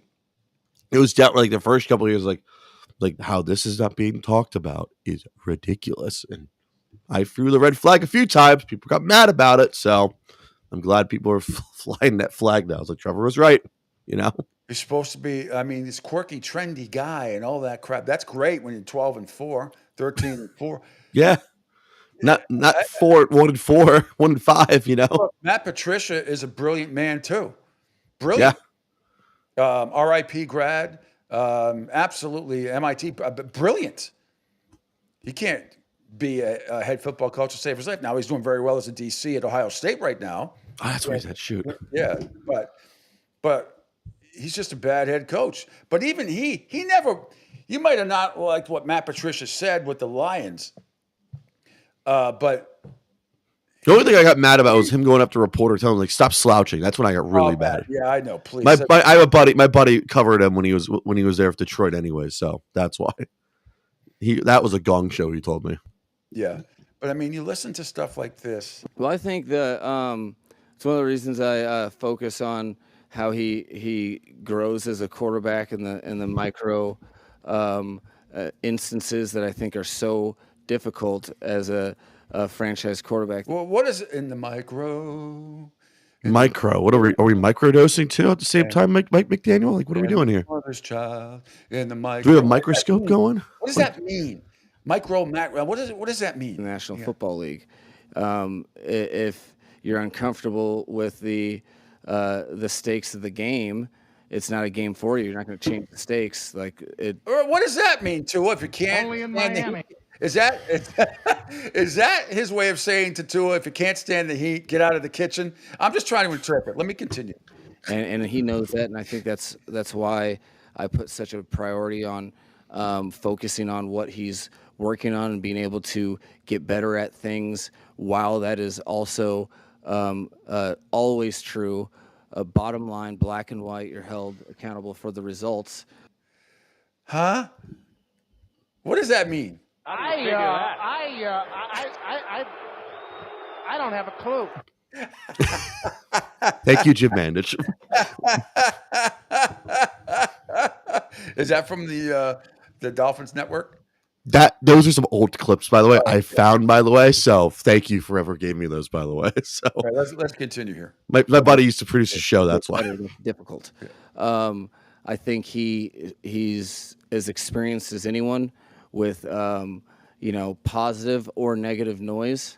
And I think in that find the best version of yourself when you're able to allow your own thoughts and decisions to dictate your opinion of yourself and how you're carried towards others and how you handle all those things. So it's not easy, but I think that's something that no quarterback in the National Football League is I don't want to see shit. Not exposed to, and that's something that I don't think anybody I think that's something that is very, very challenging, and what separates people is that ability to work within the noise. If they tell you you're awesome or that you suck, what is that? You play to win the game. Doing to influence your next performance. That's what he does. Can't do it. I want winners. That's what I do usually to make myself laugh when I cut up the sound when I just play it. And I was like, just do the drops. It's the only way to do it. You want answers? I think I'm entitled. You want answers? I want the truth. You can't handle the truth. And that's what I'm talking about. You come into our house, you should get your behind kicked. A disgraceful performance, in my opinion. We threw that. And they're stopping the fight. They're stopping the fight as we get out of this promo to tell you that the fight has been stopped. What's that? Playoffs? Don't talk about playoffs. You kidding me? Playoffs? I just hope we can win a game. Can't do it. I want winners. I go. That's how you play Eagle football. Yes. Where is my turn, assholes? It's great being on digital radio. So you cannot do. Oh, That's not true. Here's something for you. Hey, everybody, we're all going to get laid. Now, if he said that after a press conference, it'd be great. Oh, man. That would have been hilarious. All right, my man. Great stuff from you always. I know you're producing Panther games as well. Great win the other night with Kachuk and Barkov and stuff like that. Yeah. Marshy is so tanned and golden brown. I can't believe it. He's getting tanner than me. It's unbelievable. All right, what you got coming up this week? Upper Row Podcast. There are 3 episodes out this week. You get Guest Lines Monday. You had an NHL preview with myself and Joe Malfa, who does play-by-play for ESPN Plus for ACC Network Soccer, Big 12, Big 10 Soccer. We talked hockey. Pod is out already with me and Duncan Dad. And I gotta say, I'm gonna be at the Flyer game tonight, so I get to be alone and watch. I get to watch a hockey team for the first time in a while. The Bruins back-to-back. They won last night. I know. I saw. They look good. They did a little different than last year, but it's game 1. We'll see. I know. Hey, let me know if you want my Bruins Panther tickets. I'll hit you up. You know what? Maybe we'll see. Lower level at least. Thanks so much. We'll talk next. We'll talk next week. Trevor Harris, WQAM in Miami. I'm gonna send it in. Absolutely. All right, Andrew, we're going to take a quick break here, and then hopefully Hector Longo. Fingers crossed, everybody.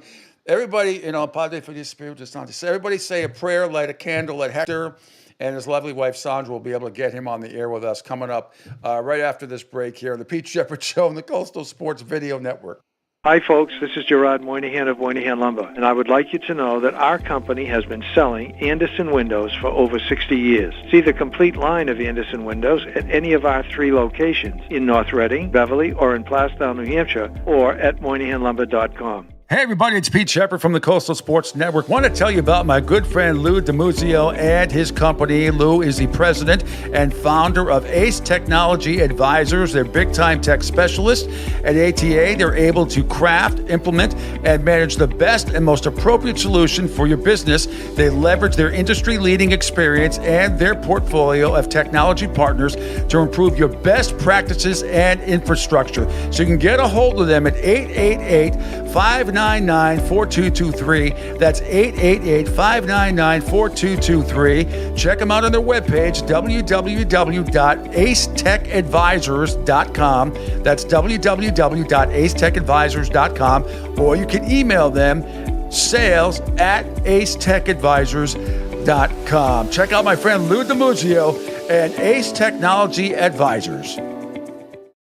Right now, our country feels divided, but there's a place where people are coming together. I gotta tell you, I was nervous to talk to someone so different than me. Me too, but I'm glad we are. Love Has No Labels and One Small Step are helping people with different political views, beliefs, and life experiences come together through conversation, and it feels good. Wow, your story is so... Interesting? Yeah. When people actually sit down, talk, and listen to one another, they can break down boundaries and connect as human beings. At lovehasnolabels.com/onesmallstep, you can listen to amazing, life-changing conversations and find simple tools to start a conversation of your own. I know one thing. This conversation gives me hope. It gives me a lot of hope, too. Take a step toward bringing our country and your community together by having the courage to start a conversation at lovehasnolabels.com/one small step. A message from StoryCorps, Love Has No Labels, and the Ad Council. People do some pretty cool things in their 40s and 50s. Why should saving for retirement be any different? I mean, they go back to college, learn new instruments, start skateboarding. Whoa! Okay, maybe that one's not for everybody, but saving for retirement is. With aceyourretirement.org, you can get on track with your retirement savings no matter your age. Just have a 3-minute chat with Avo, the friendly digital retirement coach from AARP. You'll get personalized recommendations based on your input that are easy to understand and work with your lifestyle. It's quick, easy, and free. Plus, it's sponsored by AARP, so you know they got your back. Gnarly move, Dad. Thanks, sweetie. So wherever you are in your retirement savings journey, head to aceyourretirement.org and start chatting with Avo today. That's aceyourretirement.org. A message from AARP and the Ad Council. Adopt US Kids presents What to Expect When You're Expecting. A teenager. Learning the lingo. Today I'm going to help parents translate teen slang. Now, when a teen says something is on fleek, it's exactly like saying, that's rad. It simply means that something is awesome or cool. Another one is totes. It's exactly like saying, totally, just shorter. As in, I totes love going to the mall with Becca. Another word you might hear is jelly. Jelly is a shorter, better way to say jealous. As in, Chloe, I am like so jelly of your unicorn phone case. You don't have to. The Pete Sheppard Show. It's fun for the whole family, if it's dysfunctional.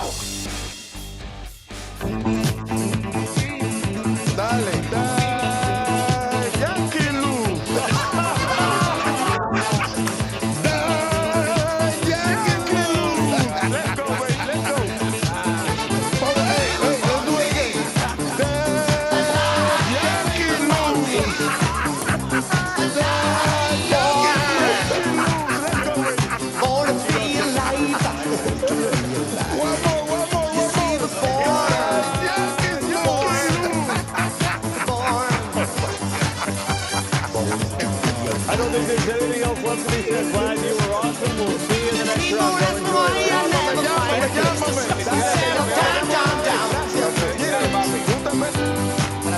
Hey, welcome back to the Pete Sheppard Show. In case you missed the post game last night on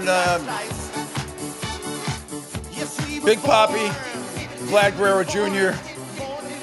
Yankees lose, Yankees lose, Yes, it pleases me that happened. Thank God for that. Now all the bullshit excuses will be going on in the Bronx. And dare I to say there's a big crack in the dam. We'll see what goes on over there. Meanwhile, we say good morning finally to Hector Longo. And I know he is there from the Eagle Tribune. And I know the lovely Sandra must be in the house because there's no way you could have done this without her. No flipping chance, Pete, okay? No chance, but she took care of me once again, as she always does. The Coastal Digital Network, round of applause. And somewhere, wherever you are, or actually outside your house, where you're gated, you should have a statue of her built. Absolutely. With a laptop in her hand, and you like perched on her shoulder like a parrot. That's one fat ass parrot, Pete. That's all I can say. No. How you doing? Doing great, Pete. Doing great. Another great week up here in New England. There's a chill in the air. The leaves are gathering on my lawn, and your Patriots football team might actually be interesting again. Oh, I think they're definitely. They're very interesting. Their former coach is even more interesting right now to me, which I want to get your thoughts on that in a couple of minutes here. But yeah, I like what Stephon Diggs said. I played the cut yesterday about going to New Orleans actually going to be just as big, if not even bigger, challenge because you got to block out what happened on Sunday night and focus and not become complacent, which I don't believe they will. I know everybody, including myself, are thinking they're gonna run the table here for the next 4 games anyway before the Tampa game. And I think they should. I don't think it's going to be easy or anything like that because they're not there yet. Maybe they will be in 2 weeks, but nevertheless, that was a breakout game, an incredible game on Sunday night. And I think, I don't know, if the Giants don't turn the ball over in 5 straight possessions, are the Saints even in that game last week? I don't know. So I don't know how tough that game is going to actually be. But your thoughts? So, I've been saying this since August, and I've been saying it to you and to my readers. I cannot count wins this year. What I'm going to count is the progression of Drake May. And how about him on Sunday night, baby? Come on, Peter. I mean, honest to God, if you can't love that and just the way he played, the way he commanded the field, the way he looked, that was a gigantic step. I mean, an immense step, a get on the bandwagon kind of step. So, again, I'm not going to count wins because I don't believe they're up to the Bills level or the level of teams that they're going to be in the playoffs and in the Super Bowl. Let's in the Super Bowl hunt.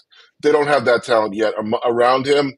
But man, if he progresses and continues to play like he's been playing, 4 games in a row with 100+ rating, it's they're going to be tough. They're going to be tough. What more could you have asked for from this season, Pete, than to find the cornerstone, find the guy you're looking for? All of a sudden, I don't have to be tough, but late December, January, they're going to be very dangerous. Very dangerous. Absolutely. In that stupid Pittsburgh game, which even Chris Collinsworth referenced a couple of times, like this team should be 4-1. This is not. Everybody knows it.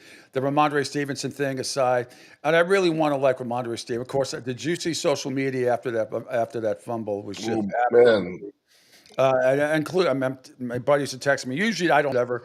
But I was like, I don't want to see this mofo again. Blah, blah, blah, all the stuff come in. And then he goes and scores because he's holding the ball like this going into the end zone. Thank God. He's right. a couple of touchdowns. And now Gibson gets hurt because Travion Henderson misses a block on that special teams play. But it's apparent that Mike Vrabel is he's a player's coach. He's a tough coach, but he's not tough like bench your ass like Parcells or Belichick might be. But Ramondre Stevenson is going to get more opportunities. Breaking news here because they need him and Travion Henderson as well.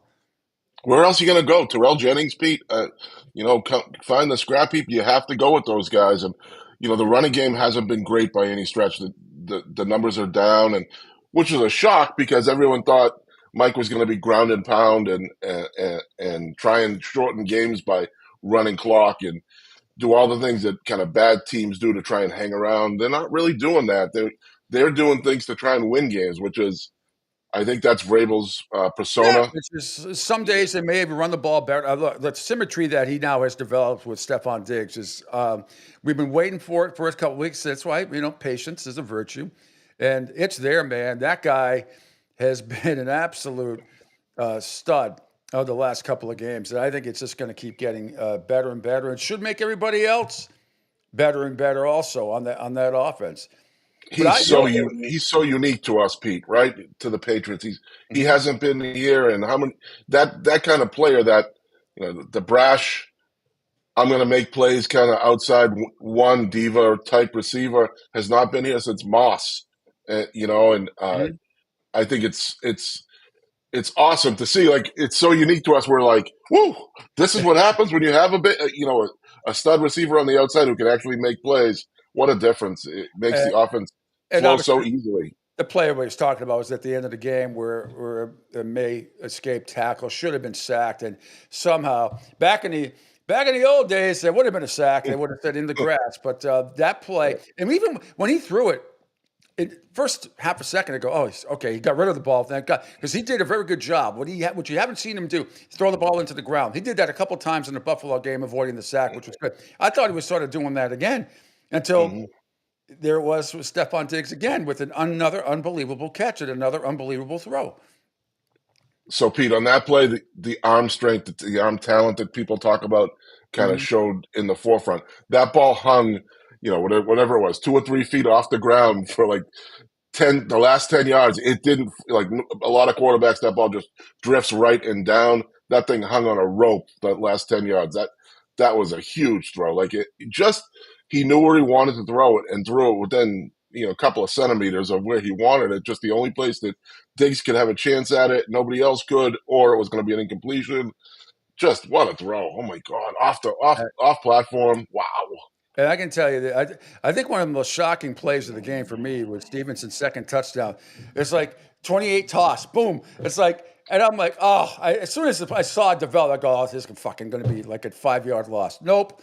You know why? Because Will Campbell is playing out of his mind. I mean, did you see the blocking on that play? He could have walked in backwards on that play and scored a touchdown. But I think the offensive line has played really. Will Campbell has been a stud, especially the last 3 games. He's been I would say the last 2. He's had some moments early that you go, ooh, what are we doing here? But I think they've complemented the offensive line pretty well with the quick passing type of game. Lost in this kind of night Buffalo did have some free runners in this one on Sunday night. May was just too damn athletic to get and got away from them. But yeah, Campbell's been good. He has not been exploited yet, or he has not been solved. Teams getting film on him. Nobody's attacking him in any certain way where you go, hey, wait a minute, he's got weaknesses. Let's go get him. Nobody's done that yet in five weeks. He's held up well, and like you said, the rest of the line's been. I'm not saying they're great, Pete, by any stretch, but they've been serviceable, and I think that's where the McDaniels offense, where it's 1, 2, 3, get it out. But they're getting better and better and better. This isn't similar to some of the Super Bowl teams that Bill had back in the day, where the first 3 weeks ago, or guys weren't all together. Remember the Cincinnati? You were on to Cincinnati. The offensive line, that particular. Remember, I think they had 3 or 4 starters out. They just didn't have a cohesive unit, and then all of a sudden, they clobber Cincinnati, and the rest was history. But I'm not saying this is that, but a lot of these guys have been together. I just see a progression. Just like with the quarterback, I'm seeing a progression, and I think the schedule does them favors where they might have already faced, before they get to Tampa, the next 4 games, they should be okay from an offensive line standpoint. There's nobody on some of these teams that's going to really create havoc. I don't see it happening. I really don't. They've gone up against some of the better ones already and done pretty well. Right, with Seattle and Pittsburgh, for sure. Early they did. Yeah, Raiders in Pittsburgh. Sorry, my bad. But then you look at New Orleans, Pete. The biggest weapon New Orleans has in this game, attacking the passer, is the crowd, and who knows what that crowd's going to be like with the state of that franchise. So there are playmakers in New Orleans that are dangerous on offense. But wow, you look at that defense, and there's nothing really to be scared of that makes you say, "Wow, they're going to go after the Patriots' offensive line." Stop Kamara and Brandon Cooks. Stop Brandon Cooks. I don't want Brandon Cooks to burn him. I love Brandon Cooks. I hate to see that he's there, but I'll tell you what. I know a shitload of people, Hector, that are headed to New Orleans that are Patriot fans. It is one of those destinations this year where a lot of Patriot fans travel well, and why not pick New Orleans? Is there anything better than Bourbon and Canal Street? Of course, we know that. But yes. We could write a book about that night. We really could. Yeah, that was one heck of a night, Pete. Honest to God, and a week, one heck of a week. The whole week was amazing. But yeah, I love the city. But again, I think the only thing working against the Patriots is the league itself. Whereas it's so tough to win every week after week. Teams find ways to lose. You look at Arizona, the Cardinals. Teams find ways to lose, and the Eagles. That's going to happen. That's going to happen to teams, good teams, mediocre teams, because this is a tough task. Even though they're 3 weaker teams, but 3 road games in a row, that's not easy to do for these guys. No, it's not. So you get a 2-1 out of this stretch, and you head into the next portion of the schedule. How can you not feel good about it? The way the AFC is kind of, not to being dismantled, but it's kind of everybody's taking steps backwards. I believe if the playoffs started today, they'd be in it. Yes, 5 games. I believe they'd be in it. They'd be the wild card. 7 seed. Yeah, sure. Yeah. But in this case, the Colts would be way. I'm not believing in Daniel Jones. I know they're hanging around and they're 4-1, and hard not to right now. I mean, he is just feeling it. I mean, so's Mac Jones. Who would have thought? Both of them are just absolutely playing out of their minds right now. And quarterback controversy in San Francisco. They're going to beat Arizona. Arizona is fucked in the head after that play last week and that bullshit about finding the coach $100,000. That is so. wussification of the NFL by some, what do you want to call it, woke cult, whatever you want to call it. It was wrong. And that play is the kind of thing that it just, you don't overcome it. It costs your teammates, it costs your job, it costs your coach, could cost a coach a job, cost you a playoff spot. Just absolutely ridiculous. And I think Indy's going to have their way with, and hurt, and Kyler Murray's banged up.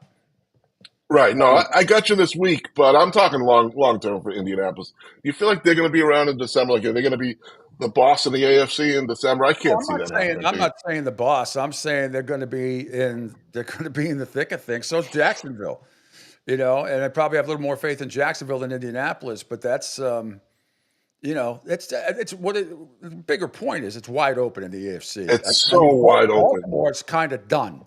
I mean, It's hard to believe my Super Bowl pick, them and the Rams in the Super Bowl, but they are in serious, serious trouble over there. Yeah, it's not just the quarterback; it's the defense. It's not just the quarterback being hurt. If he was playing, you go, okay, can they win 40-30 every week? And because that defense has just been sieve-like over the last couple of weeks. And what about the coach?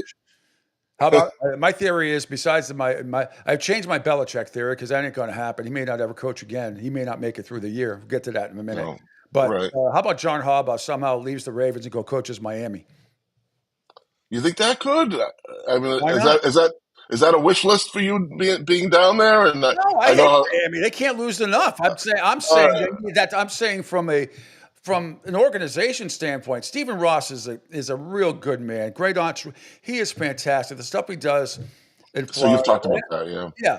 I mean, but running a football team, he sucks. He's got sentimentality-itis, which we know you can't win. You cannot win with being sentimental. The coach and the GM should have been fired weeks ago, and they have to make a splash down here. So they're going to have to go after some sort of a name.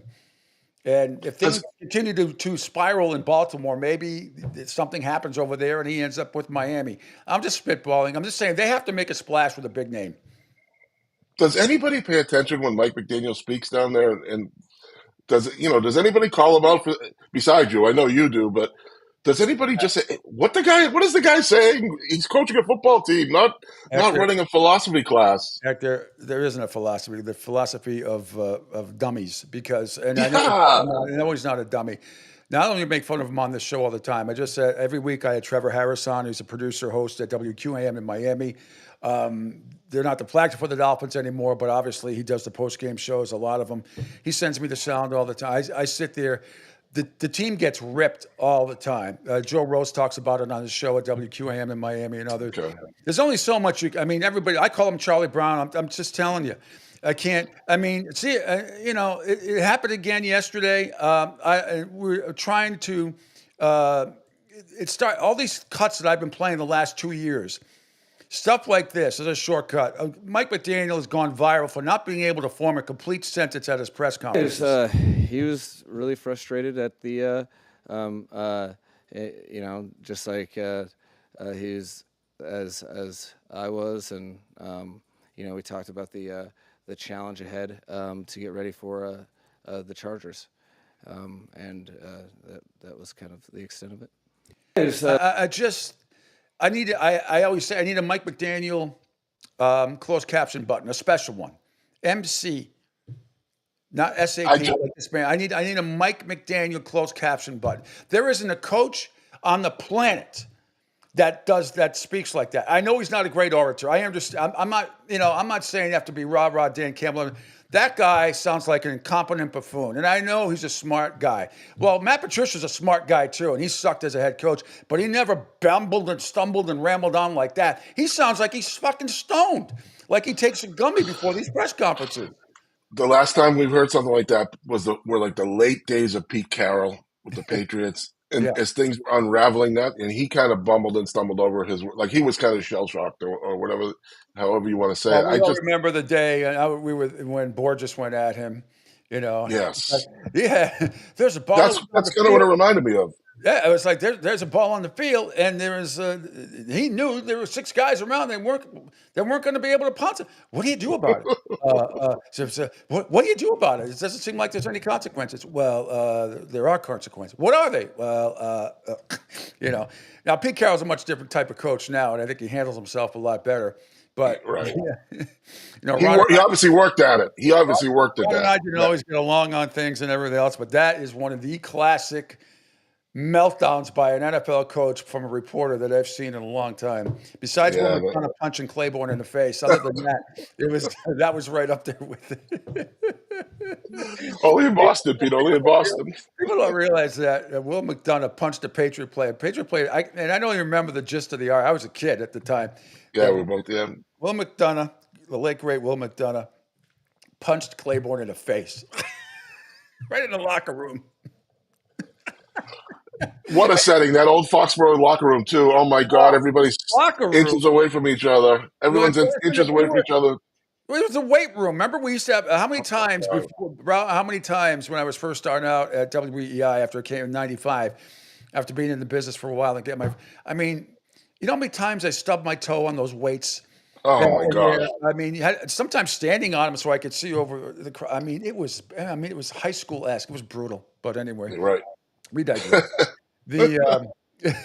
Hector Longo from the Eagle Tribune joining me this morning here on the Pete Sheppard Show on the Coastal Sports Digital Network. So, I think we've discussed all we need to discuss about the Patriots. I think the progression is there. I can't wait, and I can't wait for my football party this Sunday because we always do. We rotate houses, but my friends Dave and Marie are extra generous. They have a huge place, huge line, huge pool, and they host a lot. And we always have the away team theme, no matter who the Patriots are playing. Oh, that means good food this week. Homemade jambalaya, Louisiana chicken, in a Creole corn salad, and everybody brings a dish, and it's going to be absolutely it's outstanding. I'll send you some pictures. Sundays are fun again, Pete. Sundays are fun again. Just because they're good again, or their quality is good enough right now. What is not fun again is watching Bill Belichick absolutely dig himself an early football type grave here. I went off on him today. I am so embarrassed. I played Zoe's clip from yesterday. I don't know if you saw Zoe go at him about Drake May. Yes. He was right on. For this pettiness to continue, and he's only hurting himself. Zoe brought up the fact, went to Maryland, Stephon Diggs, all they do, my Miami Hurricanes, all they do is tweet out stuff from anybody who does well in the NFL. It's a recruiting tactic. It's not just for the football program, it's for the entire school. Bill is so out of his league right now. I am so embarrassed and so pissed at how he's handling everything.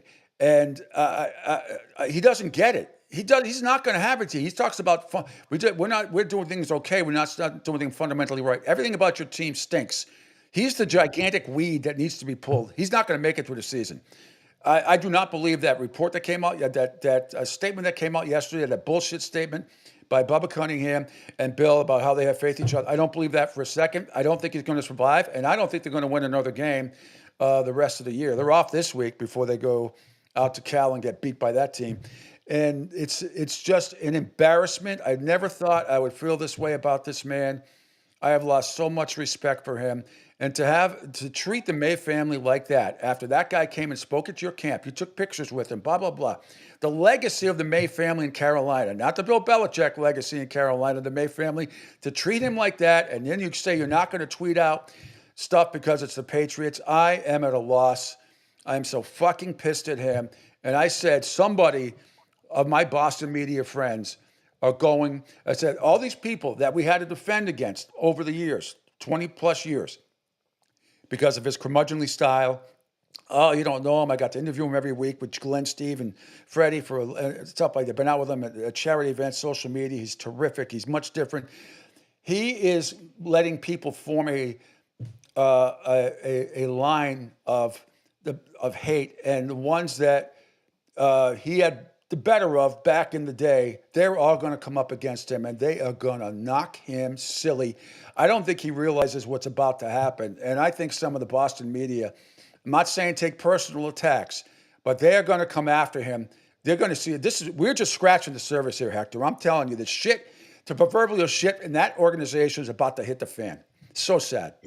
Yeah, look, Pete, we've talked about how deep down he is a darn good guy, a pretty good guy, and he does a lot of good things. But the vote of confidence from Bubba, that you know how those work, Pete. Yeah, One week they're giving the vote of confidence, the next week they're cleaning out the office. Yeah. And in my eyes, with Belichick, was Burge Nigerian the best person at what he does in his life? Because it felt like once he lost Burge, Bill just had a bunch of people saying, "No, Bill, do what you want to do. You're good. Everything's good. Everything. No. You want to tell off the media? Go ahead. You want to tell off you want to shut down the social media? Good. You want to give her a job? Good." Mm-hmm. Nobody wants to say no to this guy, and it's It's the Lombardis. Such a great point you just brought up because, Burge is now with Boston College, and they got their own issues. That's an embarrassing situation there. I mean, what's going on over there? That's unbelievable. Now, Bill O'Brien won't go on WEI and do his interviews anymore or whatever. I don't know if he doesn't like the questions or whatever it is. That program right now is a mess, and it shouldn't be that way. But he's Burge. But Burge was the Tom Hagen for Bill Belichick. I guess he was the consigliere. He's the one that kept everything afloat. Great guy. Loved him. Loved dealing with him. All of that. But yeah, this is what has become of him. You can blame Jordan Hudson all you want, but this delusion of grandeur that he has, that kids are going to hang around, or because he's going to develop them like he does in the NFL, they don't care about you. They're going to give you this, and they're going to take off. And the parents already hate you. The kids hate you. The fans hate you. The place was empty at halftime last week against Clemson. Empty. Yeah, my thought when Bill didn't let Steven go the first time and let him, before he lost it, like Bill should have let his son go and before the Washington thing, while he was in New England, let him get a coordinator's job somewhere else and let him build his own life without him. And now he's got this circle of guys that are all friends and friends of friends and sons of friends and friends of sons. And you're just going, nobody's going to stand up to him and say, Bill, that's probably not a good idea. We're 1-2 and whatever. And, we can only beat FBS teams. And, it has to change. It has to change, and nobody's going to be there to do it. And Lombardi's certainly not going to do it because that's his golden goose. His jackassiness, too, is right up there with the best of them. They've been outscored 120 to 33 in the Power 4 competition. Okay, they beat Richmond. Oh, my gosh. 120 to 33. I mean, you've got to be kidding me. And when I hear tell me, and this sounds Mike McDaniel-esque. He says, the main thing we need to do is to keep doing what we're doing, but do them better. Fundamentally, we're not doing the wrong things. We're just not doing them well enough. What the fuck are you talking about? You've done nothing right. There is nothing there. You beat Charlotte 20-3, one of the worst teams in D1 until you guys. I mean, that is it. What are you talking about? What do you mean the main things we need to do is to keep doing what we're doing, but do them? What? Name one. That's a desperate man, Pete. That's a desperate man saying desperate things to people saying, hey, it's not my fault. We're doing our job. And that's when it's done. That's when the message isn't connecting because he's grasping at straws. People talked about how bad when Bill Walsh went to Stanford and how bad that went when he went back to Stanford. That's like pick the guy. That's like Ryan Day's reign at Ohio State compared to this. Yeah, this is pathetic. Well, then you get this past week a letter sent by GM Mike Lombardi to donors. Did you hear this? Calling Carolina season part of a quote unquote rebuild. To players pushing back against the notion after the Clemson loss, to the scrapping of the planned documentary on Hulu, which got axed, to the Belichick and the forbidden UNC's a social team from drawing attention to the strong play of Drake May. And then you have WRAL reporting down in Carolina, reporting widespread discontent in the locker room. The Athletic reported that cornerbacks coach Armand Hawkins was suspended for recruiting violations. He was giving field passes to parents. That seems the less egregious of everything that's been going on now. I don't see how I don't see how he survives. I believe they're trying to work on some sort of a buyout here. It's not gonna work. And Michael Lombardi calling donors, saying it's part of a rebuild. There's not going to be a rebuild. They're all going to leave. None of those kids are going to stay. Why would you stay? They'll go play go in the MAC and play. They'll go play for Miami of Ohio or Bowling Green or some other Power 4 school that would have them. Why don't they understand? This is not the NFL. Yeah. This is not. You don't have 4 years to develop. There's no contracts, Pete. It's not like they're going to stick around. The kids aren't sticking around. And I'm not saying they should be undefeated or anything like that, but I've seen almost every one of their games. I didn't see the Richmond game. I've seen every play. There's nothing there. There's nothing. Those kids look completely disinterested. He can't coach them for shit. They're not listening to him. In all three phases of the game, they suck. And those kids are out of it. Their heads are down. They don't care. They don't care. Was it the Gordon report? Was it Ollie Gordon? No, Ollie Gordon. That reported that one of the defensive assistants said what we're doing to these kids is effed up. Or if that's a guy on your staff talking like that, how bad can it be inside the walls, Pete? That's coming outside. How bad can it be inside the walls there? They were down 28. I mean, Clemson last week, trick play, the first play, the double pass, wide open, easy touchdown. It was 28-3 at halftime. It could have been 68-3, and they're lucky Dabo Swinney called off the dogs in the second half. Otherwise, he eased off the gas a big time. He eased off the gas big time. Yeah, big time. It's sad, Pete. It really is, because the guy is such a legend, and this should be the sprinkles on the top of the ice cream kind of time. And it's talk about sentimentality in him and him being, close to the Naval Academy and close to what college football means to so many. And then you do have a legacy family like the May family at North Carolina, and to treat him like that after you used him to come to your camp in the preseason, and took pictures with him, had him at your camp, did all these things, and then you ban your organization from tweeting. I mean, that's just hurting not just your football program, it hurts the school in general. And I don't know how the president or Bubba Cunningham allowed it. I really don't. Maybe they back off on it. They look like absolute petulant children. Absolutely awful. Yeah, we're taking our ball and we're going home. That's sad. How can he do this? This is a guy with such cachet, and oh my God, it's scary. It's just scary. And I don't know what this. What do you think they're putting in his Wheatina, Pete? That's all I want to know. What are they putting in his oatmeal in the mornings and making him do this? And between Jordan Hudson, I don't know. It's sad. It is sad. All right, what else you got? What do you got coming up this week? I'm just, Patriots 100% here, Pete. Patriots 100%. Now that the Red Sox kind of are off, it's tough to watch baseball. Although I am a little intrigued by the Detroit Tigers. I got to be honest with you. I'm intrigued by the I think the Phillies are going to win again today too. I guess get you do, huh? Yeah, I like the pitching matchup. Yeah, I like the pitching. Glasnow does. I know he had an inning and 2/3 of scoreless relief, but overall against the Phillies, his ERA is like 6.76. I think the Phillies going to light him up today. I do, but we'll see. The Yankees lost; they're out of it, which is good. We'll see if Cashman and Boone survive. All that stuff. How about Chisholm making the error at second base? I'm like, that's what you get. Now you know how it feels. That led to the big inning for Toronto, just like it did a week ago. It really did. When they didn't make that play, when they didn't make that play at second base, and it's hilarious how defense sort of matters when it's a short series. It's classic, right?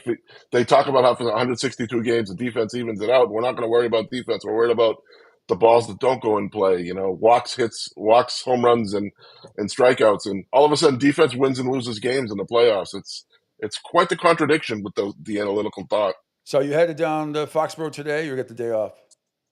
Day off today. So good. Just Wednesday's the day, and then Fridays. Fridays off because they're traveling too. So that's good. Yeah.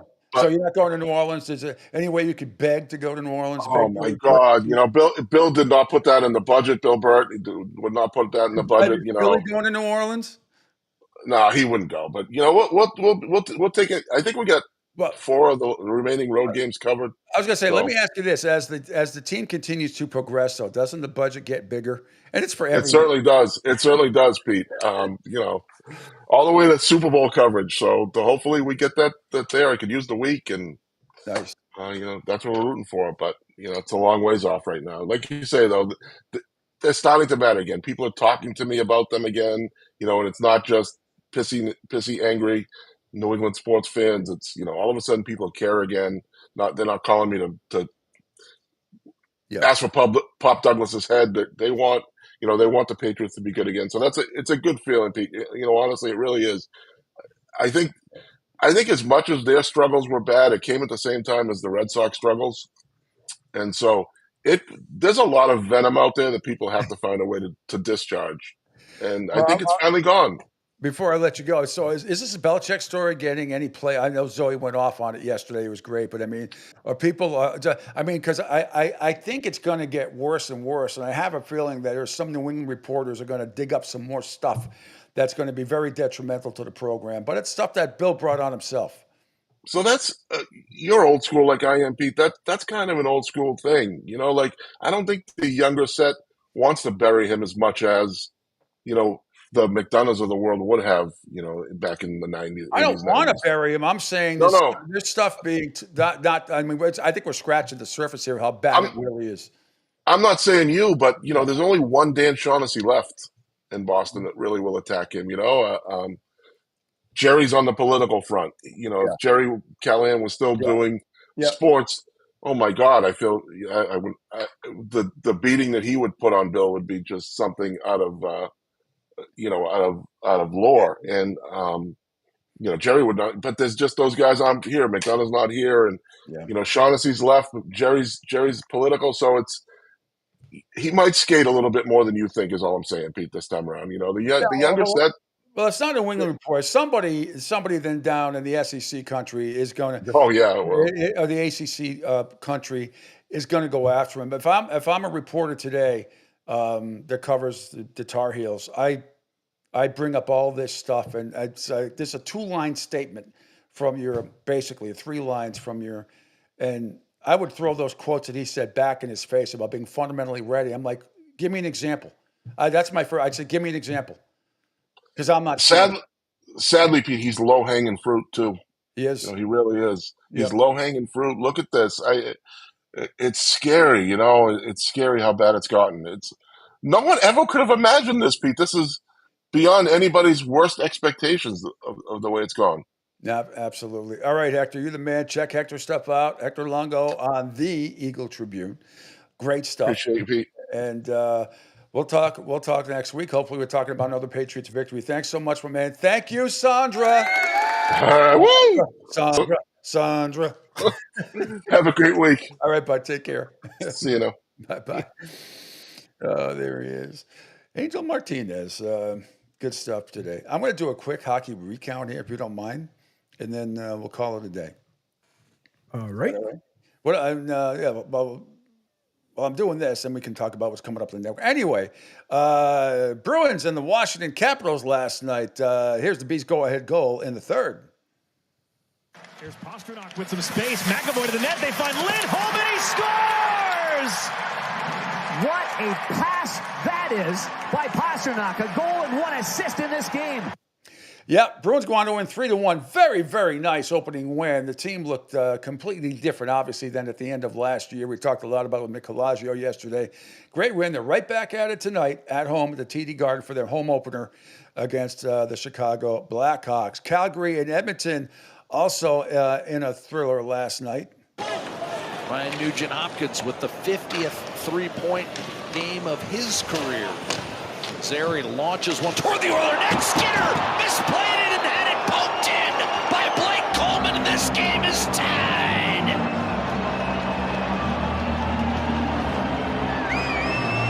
Sportsnet's Cal. This game is tied at 3 in the third period, and we head to that shootout. 39 in his career to win it for Calgary.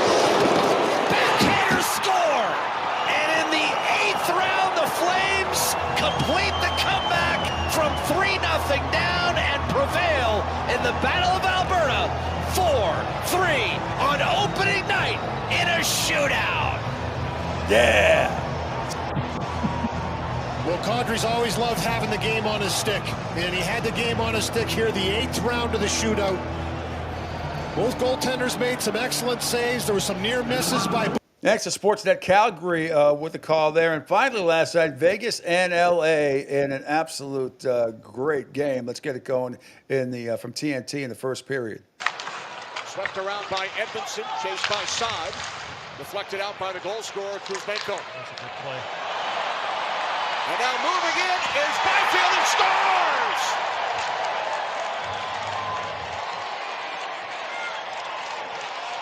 2-0 Kings. And he just is able to get up here on the defender Lozon, and in the turnover, and this is a great move. Forehand, backhand, shove in a tight. That doesn't do any justice, though, because it's in slow-mo, but some quick hands by Quinton Byfield. Watch this play by Kuzmenko. He gets the puck out of the zone. That is the key. And then the pressure you talked about, Boosh. Defense leads to offense, and Byfield. All right, so that put the Kings up 2-0 in the first period, but then all of a sudden it became the Pavel Dorofeyev show. Goes on back on it for the Golden Knights. Now Dorofeyev goes on, the former Bruin and Predator. Here's Dorofeyev with some space. He scores!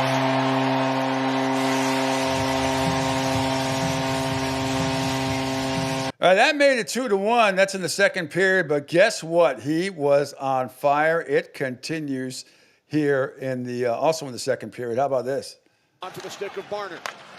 Now Eichel for Marner. Jack Eichel once again. Under 2 minutes remaining on the power play. Pass across. Score! Second of the night for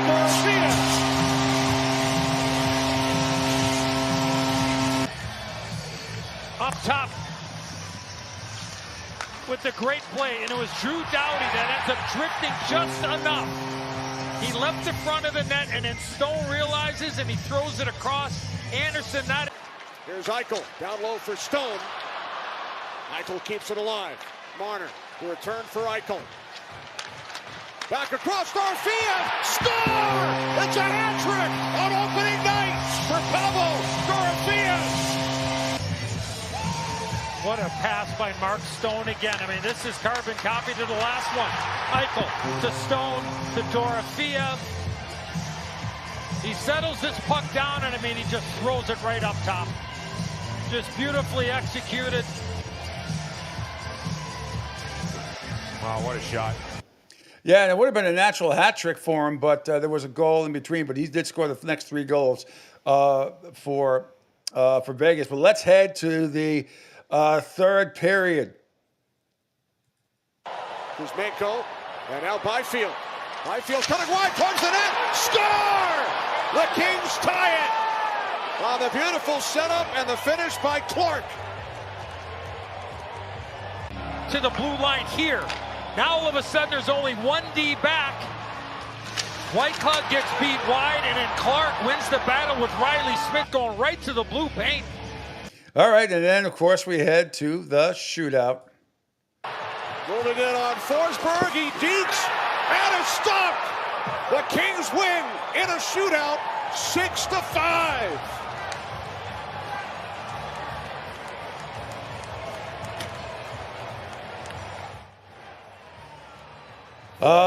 Yes, thrilling. The NHL is going, and the Florida Panthers in action tonight against your Philadelphia Flyers, Angel.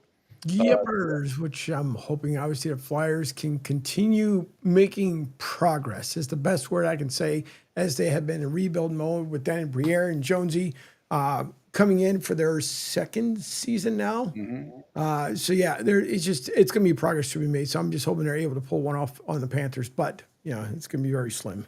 Yeah, Senators are at the Lightning tonight, Flyers at the Panthers as well. So we'll have highlights of that. My Bruins are home in their opener back-to-back nights against the Blackhawks, and a team they should beat, but you never know on back-to-back nights what is going to happen. But you will be glued in front of your TV on TBS at 6:08 this evening, because I believe your Phillies are going to tie up the Dodgers, and then we'll take it from there. But I do think you're going to win.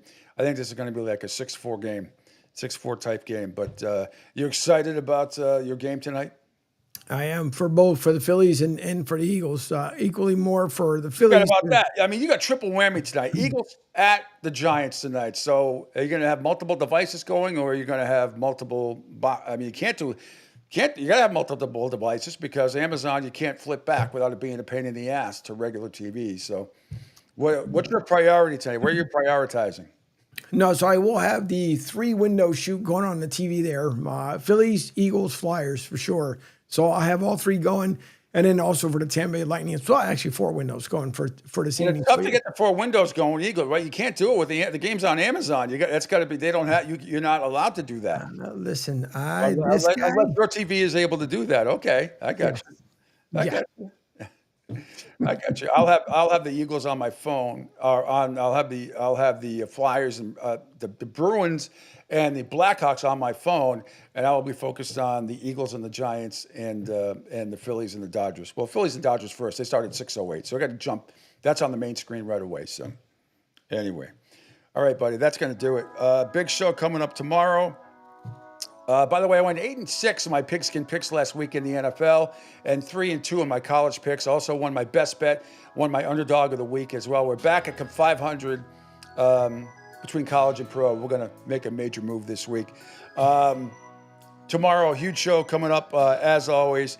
Gabe Morency will join us at 9:30 with his pigskin picks. I'll have mine. Before that, Mike Petralia at 8:30 is going to join me out in Cincinnati. We'll talk about what's going on with the Bengals and Joe Flacco starting for the Bengals this week. Who knew? And a couple of other great guests coming up as well. Thanks to Angel Martinez. Thanks to Trevor Harris. Thanks to Hector Longo. Thanks to all of you for checking us out here in the Pete Sheppard Show and the Coastal Sports Digital Network. We're back for a Football Freaky Friday tomorrow here in the Coastal Sports Digital Network at 7 a.m. See ya!